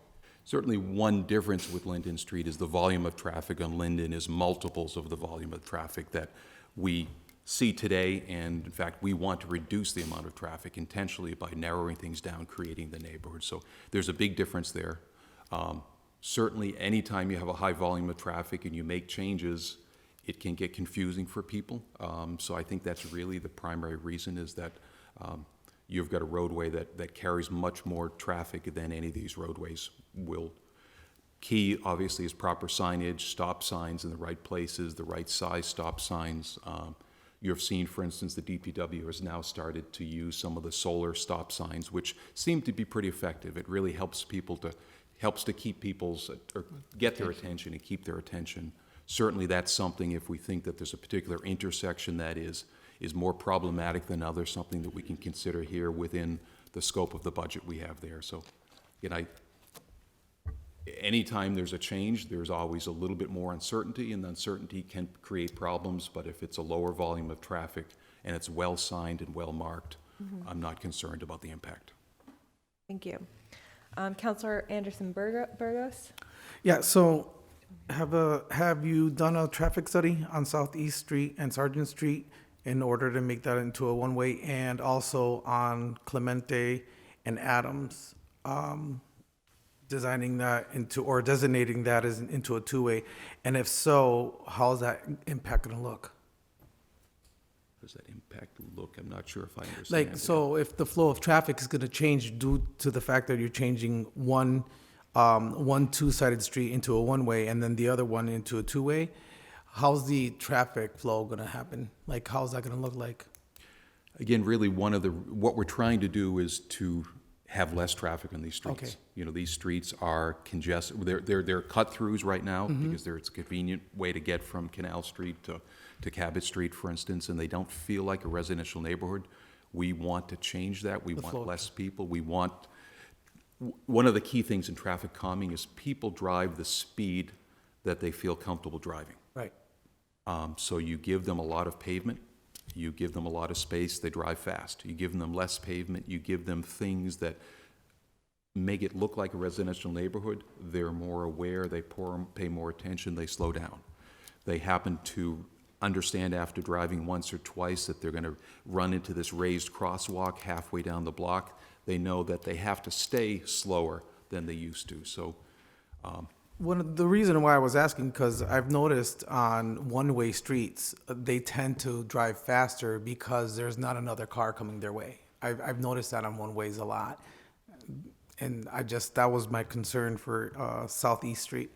But if a traffic study was done, or if you feel certain that this would be a good move, then I'm for it. with the measures that were incorporated with the bump outs of the street corners, with the narrowing of the roadway at the center of the block, like a lot of things, there are trade-offs. I would have loved to make the entire street narrower than it is, but then the fire trucks would have a problem. Right. We wouldn't have space for parking. So Understandable. it's, we're playing that fine line of trying to accomplish everything we can within the space that we have there. But I will say that I'm confident that with the improvements that we make here, we will be slowing down traffic. Perfect. And that's the primary reason for making these improvements. Thank you. Councilor Murphy. Yeah, Bob, thank you for your efforts and your work, and I know you've met with me about 4 or 5 times on this. A few things that I think are very important here, and we've actually, I had filed an order that we were going to take up in public safety about potentially a speed bump on South Bridge Street next to the park. So the fact that this is going to have a raised sidewalk hopefully will slow people down on South Bridge Street, and also the same thing on Southeast Street. I'm assuming that walkway, and I know we're also talking about potentially a walkway from Southeast Street right down to the South Bridge Street going to the park. So those are all things that are there. The other advantage at this, if we're going to do this, this is the time to do it, because right now you have only one apartment building on Southeast Street that has occupants on that section of Southeast Street. So we're talking maybe a half a dozen cars. So those people that are using that on a frequent basis, there's a lot more housing from Hamilton Street to Cabot Street, but from Sargent to Hamilton, there's only one occupied building. There is another building that's sort of being renovated, and I was hoping that it's going to happen, but it hasn't happened yet. The other aspect to that, on Clemente, where we make it a two-way street, right now there are no houses there. So as we develop the project, they'll be used to having a two-way street as they come to live there. It won't be like, oh, we gotta change what we've done. And again, at Adams Street, there's only another couple, I want to say 2 or 3 apartments on the corner of Adams and Clemente. So again, we're not talking a lot of people that have to change their habits in that aspect. And I do think I know the fire department had contacted me as well about some of their concerns, and I know they've all been addressed. And obviously, we don't want to build housing and not have the fire department be able to come and take care of them if need be. But I think the plan as is, and the plan as he's recommending us to amend, certainly, again, will provide improvements, and again, tie it into the sewer, tie it into the water, tie it into the redesign, can be an initial input to the final revitalization. So I'm all for the amendments that he's suggesting, and again, I thank him and DPW and the Housing Authority, all of you, for your work on putting in the planning board, putting this together. So, I'm just thankful. Thank you. Councilor McGivern. Thank you. Bob, first of all, thank you for your patience and your flexibility, because you come before the Finance Committee on this. I think you came before Public Safety, I don't know about that, and now before Ordinance, and I understand why. And I'll defer, a lot of the concerns. I'm familiar with the traffic flow, I'm familiar with the neighborhood, and certainly defer a lot of the concerns to our Ward 2 councilor.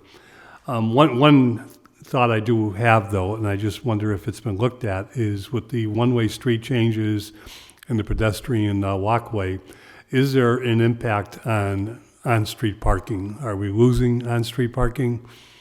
With the one-way streets, is there going to be parking on one side only? We're losing a couple of spaces where we have the crosswalks, because one of the ways you make crosswalks safer is you make them shorter. So we're adding bump outs where the raised crosswalks are we're losing a couple of spaces there. In order to fit the 2 bike lanes in on South Bridge Street, we had to drop that to parking on just one side of the street. Everything else we're retaining. We talked a lot internally because we know parking is an issue. We're also aware that it's the Housing Authority's plans to incorporate parking on site in addition to the on-street parking, because there's never enough parking. So there will be a net increase in total parking available through the combination of what will be done on site as well as what will be done on street.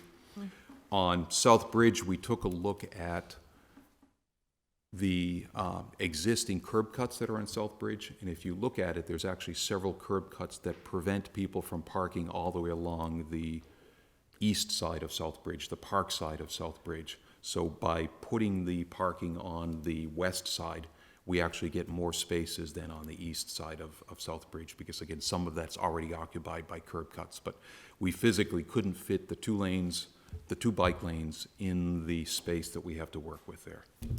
So short story is we are losing a small number of spaces. Okay, because I think and right now we can only estimate, look at the project the Housing Authority is building out, and if you just said with the 12 rental units, 3.5 cars per unit, there's an additional 25, 30 cars right there. If they're building driveways for the home ownership, 20 units, that takes care of maybe 2 off-street parking cars per unit or per doorway. But we're looking at an additional, 1.5 times 20. So all of a sudden you're adding 50, 60 cars to this neighborhood, and I think it might not be a bad idea to match up some of these numbers with the Housing Authority and talk about parking. I think we've done everything we can. Again, it's a trade-off. We could pave this entire area and create a parking lot. That's not the effect that we're looking to have. So I understand, but if there's nowhere to park and the pedestrian walkway is going through a neighborhood with a lot more cars driving around trying to find a parking place, that pedestrian walkway doesn't become safe. Becomes a little bit more dangerous. Okay. So just to be clear, these are amendments to our traffic ordinance. They're not an amendment to the grant proposal. That is correct. Each one of the bulleted items refer to a specific schedule in the Code of Ordinances. Okay. And then just to clarify, Crystal, do you have a copy of this, or have you seen a version of it? And along with the amendments? Okay, great. Okay, so then I think we are ready to take final action. Yeah, I'll make a motion that we approve the ordinance change as recommended and with the amendments offered tonight by the city engineer. Second. Motion has been made and seconded to adopt the amendments to the traffic ordinance. If I can just, one quick comment if Go I ahead, can. sure. Just kind of, Councilor McGivern kind of brought up South Bridge Street, and I took another quick look at that. And there's one apartment building on the east side, which we're having problems with for other issues, but, and then there's an apartment building, and then I believe you've got 4 two-family houses. Phase 4, which I want to be phase 2, could be another All these 3 or 4 units, correct? So we would be potentially adding on that street, on Bridge Street, potentially adding, let's say Councilman McGivern's right, that it's 3 cars per house, we may be adding 12 cars. So, yeah. But you're still looking at parking in the alley, no, I know that. If you want to speak, you have to come to the microphone. You're young. And then just your name and address for the record. There's a switch. There you go. You got it. Matthew Mainville, home address is 16 Lexington Avenue, and I work for the Housing Authority, 475 Maple Street. I think Councilor McGivern's got a really good point. As it relates to the 12 units of rental housing, the design that came through today had 12 parking spaces on the parcel that's there. So there would be additional parking units needed, but we do take into consideration at least 12 units off-street parking. So hopefully that alleviates some of that concern. And then as it relates to the 4 units that you were referring to, you got to also recognize that there will be off-street parking there as well, where we'll hopefully pick up at least 2 parking spaces. Thank you. Thank you. Okay, so then on the motion to adopt the amendments to the traffic ordinance as presented by our city engineer, all in favor? Aye. Aye. That's 4-0. Thank you. Thank you very much. Okay, last but not least, we'll continue back to regular order, or item number 5B. Sorry, Mike. I'll entertain a motion to take up item number 5B. Make a motion, do that. Second. Motion's Sarah. been made and seconded. All in favor? Aye. So moved. Thanks, Bob. This is filed by Councilor McGee that the City Council meet with the DPW Superintendent to discuss the possibility of providing refuse disposal permits free of charge to renters, just as it is to residential owners. Also, the policy deactivating the permit card when a landlord has failed to pay the sewer charge should be discussed. Isn't that an order I filed? Yeah, there was a mistake in, Also, so this is. Murphy and LeBron. Yeah. Oh, sorry. Yeah. so there was a mistake in the agenda that was posted online. Yeah. And it was yours and Libby's No, Okay. Gladys, LeBron Martinez. last. Sorry.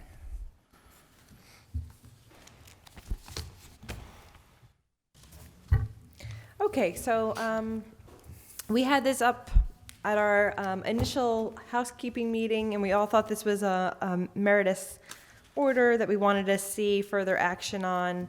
I checked in with you. You said you were working on something, so I'm hoping at this point in time you'd be able to present what you've been working on. Yeah, which is summarized in this memo that you have.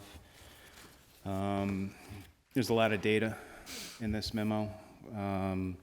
So the DPW started using this refuse disposal permit in 2003. And what it is we have the yard waste facility down on Berkshire Street by the treatment plant where you can drop off your leaves and brush. But we also have a unpermitted transfer station at the DPW headquarters at 63 Canal Street where people can bring all sorts of bulky waste for disposal. So we take things like household refuse and recycling, which would put out curbside. We also take at that facility. We'll take furniture, mattresses, scrap metal appliances, which would be anything from washers and dryers to blenders and mixers, electronics, which would be any kind of computers, computer components, but also stereo systems, televisions, VCRs, DVD players. Used motor oil, aerosol cans, provided that they're non-hazardous material in the aerosol cans.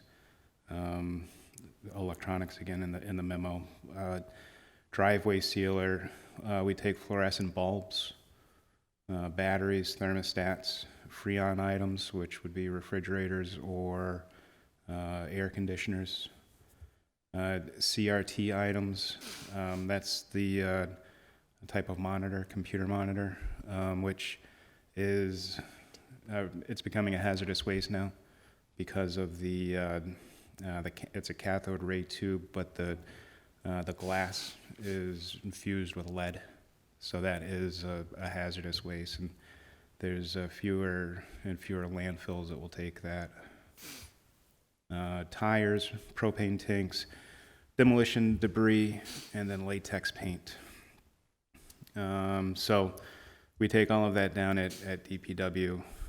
We store it, organize it, and when we have a large enough quantity, we ship it off for disposal. The latex paint, we operate a paint barn where we'll take paint in 1 gallon jugs and mix them to make a full gallon, and then people can come and pick up, and you don't need a card for that. But the rest of the stuff, once it comes in, we take ownership of it until we move it out. In 2017, I believe it was Nelson had filed an order to open up the system for renters. And at that time, we started charging a $10 fee for renters to get a card that would be good for 1 year. Our concern is that with renters, they could get a card, and as long as they have the card, they could move anywhere and still use this card. So that's why we set it up from renters for it to be a 1 year process. And once that year's up, it automatically expires. They would have to come back into the office if they wanted to use their card to renew it. Currently, there's 6,262 enabled cards out there that people can use to come and drop off. 22 of those are for renters. And of those 22 that are renters, there's 4 that have renewed it multiple times. The other 18, they've just been they're working on their first year. One thing that we've seen with renters is that they'll get the card, they'll use it 1 or 2 times, and then that's it. And what we think it is they're moving out. So they want to throw away their stuff, they get the card, they throw it out, and then they move on. With all of the other cards, the feeling is, and I kind of have the same feeling, that this is a very abused system in the city, that there's a lot of fraudulent use of cards. We have people come with multiple cards, and they'll hand one card off, it'll get swiped, and it'll say deactivated, and they'll say, okay, well, use this card. For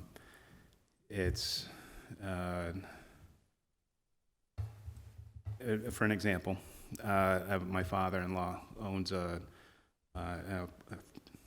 2-family house in Holyoke, but he lives in South Hadley.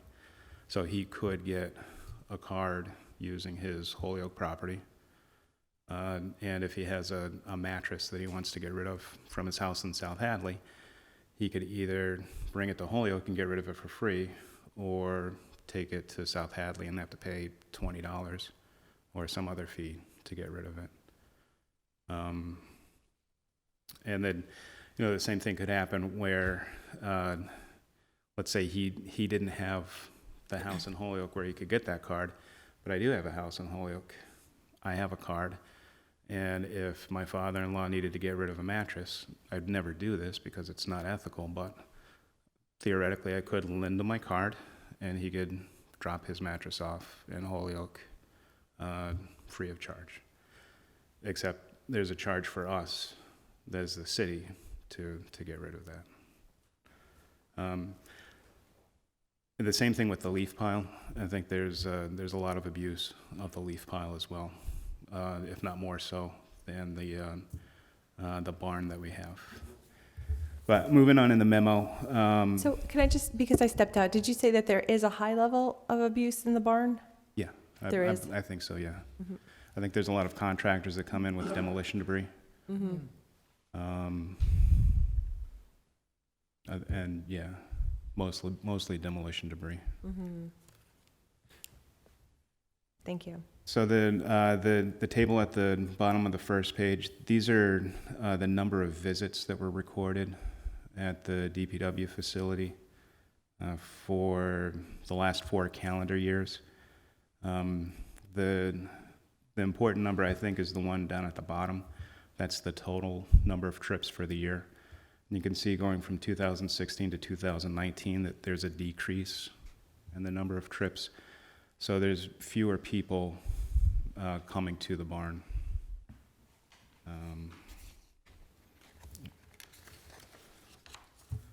The next table is just the number of visits per day of the week. So we operate Monday through Friday regularly from 7 a.m. to 2:30 p.m.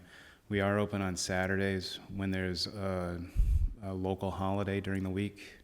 And on that Saturday, we'll be open from 7 to noon.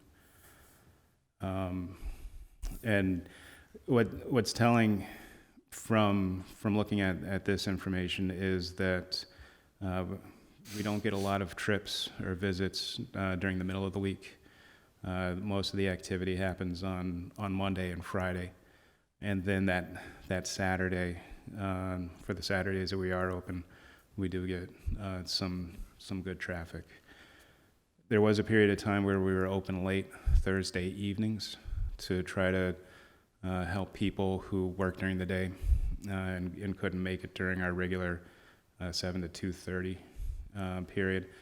But the amount of visits we were getting from 2:30 until 7, it just didn't warrant keeping somebody there. And we would have 2 or 3 people show up for that period. And it didn't make sense to keep it open, to pay 2 guys to be at the bay on overtime for that. All of the Saturday work is on overtime. We man it with 2 DPW drivers. So there are regular DPW guys. When you look in our budget, in the highway department, we call them heavy motor equipment operators. There's a number, I think it's around 13 or so. But that doesn't mean we have 13 guys out fixing potholes and plowing roads, because 2 of them are here. We'll have another one at the yard waste pile. We'll have 2 of them floating around the buildings helping out. We've got 1 guy running the litter vac. Some guys have to go over on trash. So it does, having guys here takes away from our ability to do work out on the streets. Could I just ask a question on that while Sure. my old mind is still having, so if we were to cut back the hours and make it 2 days a week, which I think is what your recommendation is, if I'm reading that correctly, those other 2 people could potentially be out doing potholes and other things, so we could be a little more efficient at, because obviously that's another issue that we have. Yes. Without necessarily depriving homeowners or renters of the ability to get there, other than they have to change their schedule a little bit. Correct. Okay, thank you. So it's those give and takes, it's the trade-offs. You know, we had talked a while ago about having somebody dedicated for blight and graffiti removal. And sure, we could do that, but we would have to reallocate our resources. The next table is a breakdown of what was disposed of with all of these trips. So when somebody swipes their card, the person who takes it takes a count of, what are they bringing? Are they bringing CRT? Are they doing demolition, tires, and all that stuff? And what you can see is demo is one of the big numbers that people bring. These are so a demo is one truck full of demolition debris, and if they have a larger truck, they might be able to fit 2 truckfuls in their one, so they would get tabbed twice for one single visit. Other is everything else that isn't encompassed by tires, propane tanks, or furniture, or Freon. This is the electronics. This would be if they're going to throw away trash. This is light bulbs, paint, things like that. That's where the other comes into place. But demo is big, and we fill one 40-yard roll-off container almost every day. Not a day and a half, but some days we'll fill up 2. We have 2 roll-off containers, and a 40-yard roll-off it's taller than me, and it's about 20 feet long. So these things, they get loaded up with demolition debris, and that's anything from drywall. It includes people's porches that they break down if they're building a new porch. It'll be toilets, tile, just general demolition debris. Mike, the difference between NA and NC is not accepted and not charged? Correct. The next table is a quick analysis of the costs that we have associated with operating this facility. So while the number of trips are decreasing, our costs are increasing year on year. So like the demolition from fiscal year 16 of $19,475 to last fiscal year, we're at $26,800. And our labor is going up as well. So with that, I think if we were to open it up and encourage people to use it, our cost is going to be higher. I understand the desire to try to curb illegal dumping. I personally feel that if you're going to illegally dump, you're going to illegally dump anyways. That there's a reason why we would go out of our way to get a couch to have it disposed of properly. But some people would rather just throw it in the back of an alley and have it be somebody else's problem. Right. Because it's not worth their time. But I'm not sure if giving out free cards would solve that issue.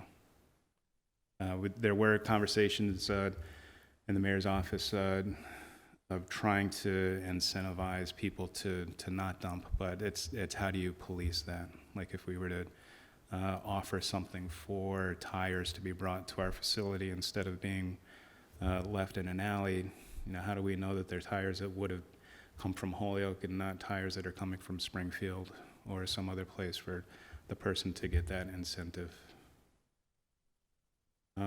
So I think if you were to want to open it up to everybody, I think we should get away from the free disposal for everybody and go with a pay-as-you-throw type model, which other communities in the surrounding area have adopted. So if you live in South Hadley or Northampton or Chicopee Westfield, and you want to get rid of a mattress, you can get rid of a mattress, but it's going to cost you some fee. And what Holyoke's cost would be, I don't have that information for you today. Like right now, we have a grant where we're able to dispose of our mattresses for free. There's a company that's taking them to recycle the mattresses. It's good for another year and a half, I believe. But if we didn't have that grant, it would be a cost for us. And the same thing with getting rid of tires. There's a cost for us to get rid of tires. So if you wanted everybody to have a card, I would recommend a pay-as-you-throw type model. And also to reduce the costs, I would recommend that we reduce the hours that we operate the facility. And it would allow us more flexibility. Council Murphy. Yeah, Mike, thank you. This is an excellent report and gives us some real input in terms of what the benefits could be. A couple of things. I'm not saying that it would be totally eliminating people throwing things out, because obviously that's not the real world. But I think if it's promoted correctly, we might be in a position where we have fewer people throwing them out. But the other fact is, if they throw them out into the back alley right now, eventually, are we not picking it up anyway? We are, yeah. Yeah, so we're still in the same situation. So if we could do it where we can encourage, if we had 50 people that were just throwing things in the back alley and 10 of them came and did it the right way, first of all, we look better.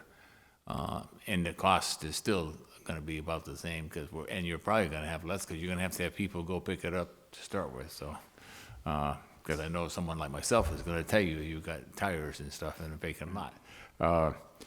Just a couple of things. So is there a standard cost? Like, I know I see the escalation in terms of the tires. Is that because of more tires being brought in, or the cost of doing each tire going up? It's the cost of the tires going up. Going up, okay. Yeah. I mean, the table above that, all the way over to the right, we have a count of the amount of tires.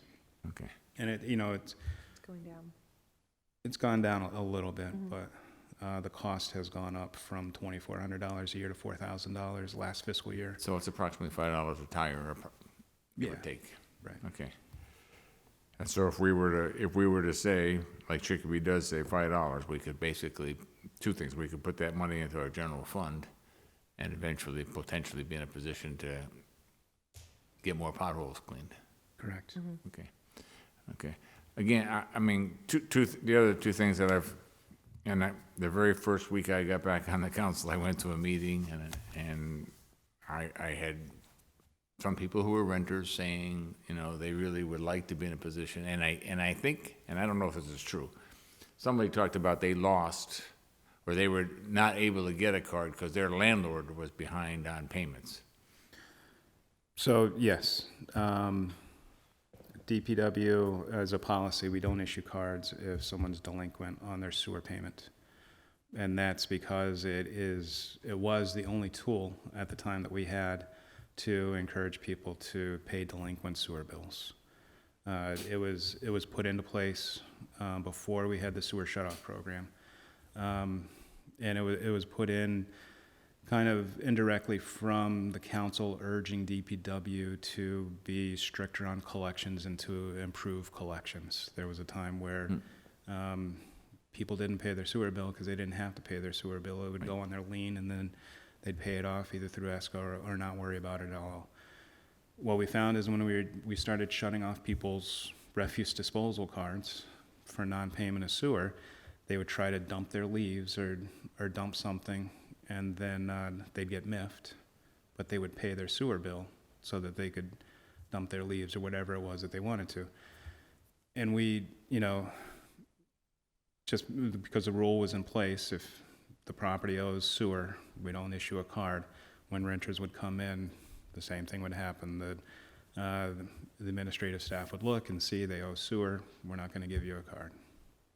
Yeah, and I understand I understand the logic of that, but from the renter's point, they don't have any control of making that landlord pay the sewer fee, and they would like to be able to do it. So, I mean, I know that was their concern, that they felt like they're trying to do things right, but because their landlord is not doing things right, they can't do it that way. So that just, so one of the other things then we had when we took this and we tabled this at our last meeting, was the idea of, and the fact that you gave us the numbers and the amount each day, because the theory was if we allowed renters, we would be overburdening. But clearly there's, you know, if we cut the days to 2, we'd still maybe only be having 50 trips a day. Right. So, I mean, I don't think that has an impact. And in fact, I think by opening this up, we also potentially make for a more efficient DPW in terms of what you can do with the people that you have. So, and I'm not adverse to creating some fees. I'd like to take a little more time to look at that, but I think we've made progress in terms of working it out to renters. And I think we also need, if we do that and we make those free as far as renters are concerned, we make sure that that gets publicized so that renters are fully aware of that. And also, if we go to a fee structure on the other things, we need to make sure that all current people that are going to bring their tires there recognize that there's going to be a cost in terms of doing that. But I think we can do that and be user-friendly and also economically wise and fair. So I do appreciate, the report is excellent, and I thank you for that time that you put into it. And you know, I'd be okay if we just table this today to review the material. There's a lot of material here. Second. Whoa, we have Councilman Councilor McGivern and I'm Keel. not- I didn't make a motion. No, I just said I'd be okay to do that. Sure, the good counselor from Ward 6 talks, and then when he's done talking, he wants to table everything. I Councilor table Joe. McGivern. Thank you, Counselor Lisi, and to the whole committee. Mike, thank you. You always bring us something to think about, and I know you've been talking about this for a period of time now, and I'm open-minded, and I think changes are in the works. So I just want to talk about a few things and see if they help or just more for discussion.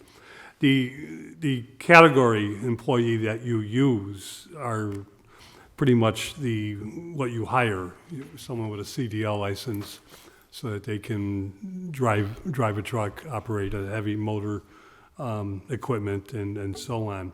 Does it make more sense to create a couple different positions that we pay less, but that can man this part of your facility?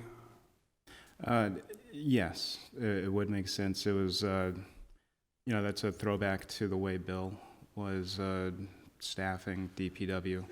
He wanted to be able to take anybody that worked there and throw them in any vehicle that needed to be done.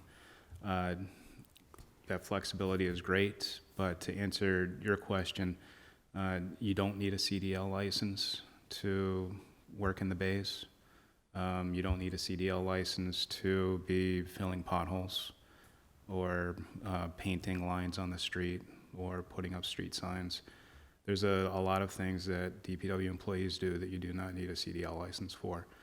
And it would be great to have a couple of those employees. And even guys that don't have a CDL, we still have several plow trucks that they can jump in and operate because you don't need a license to drive every single plow truck either. I know it's just a little bit of a help, but I think it might, alleviate some of the cost. I get the reducing the amount of days open. And I think Councilor Murphy referred to 2 days. I did some quick calculating on 3 days. And either way, you're talking about trips, 3 days probably be about six and a half per hour, and with the last year's average, and 2 days would be closer to seven plus trips per hour. I know it's a big facility, and I don't know how they do it, but you come up to that one egress, and you come in and you tell them what you got, and they tell you what to do first and what to do second, and go up and down the bays until you're done. It's average 15-20 minutes per trip when a homeowner, I think like myself, are in there. Will that accommodate 6-7 vehicles per hour?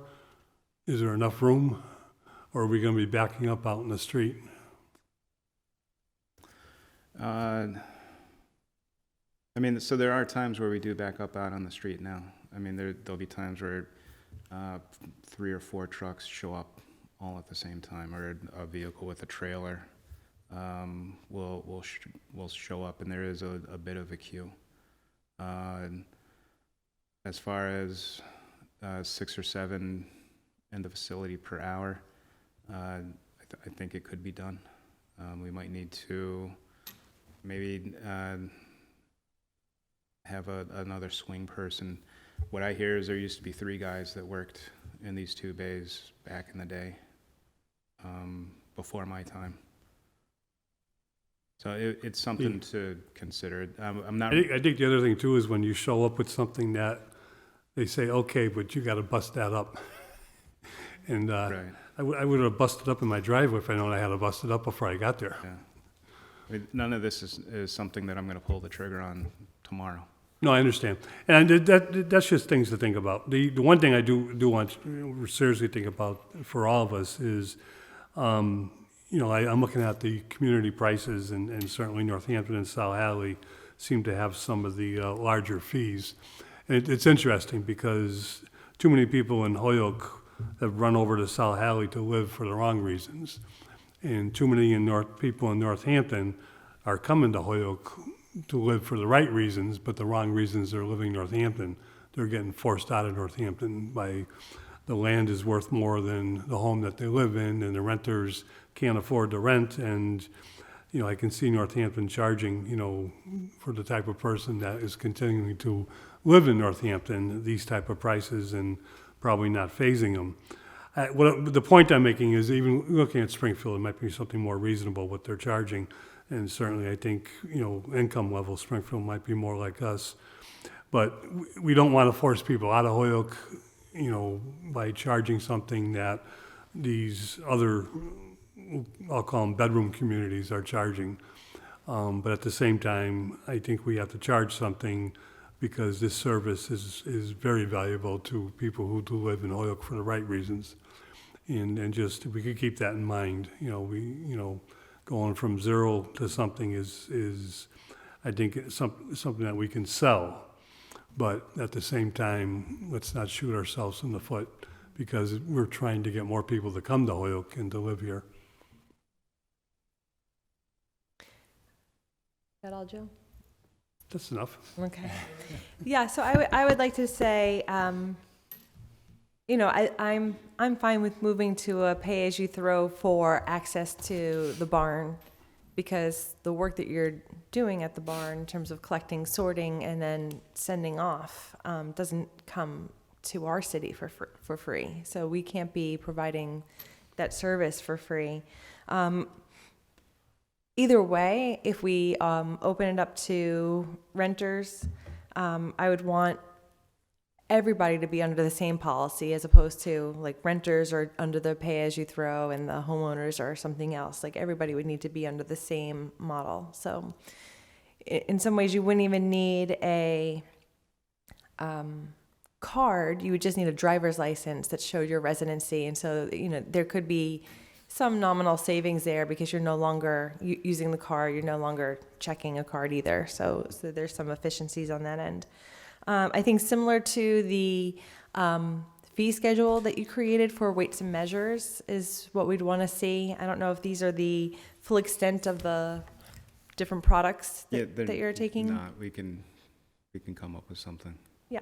So I think we'd want to see a more detailed fee schedule.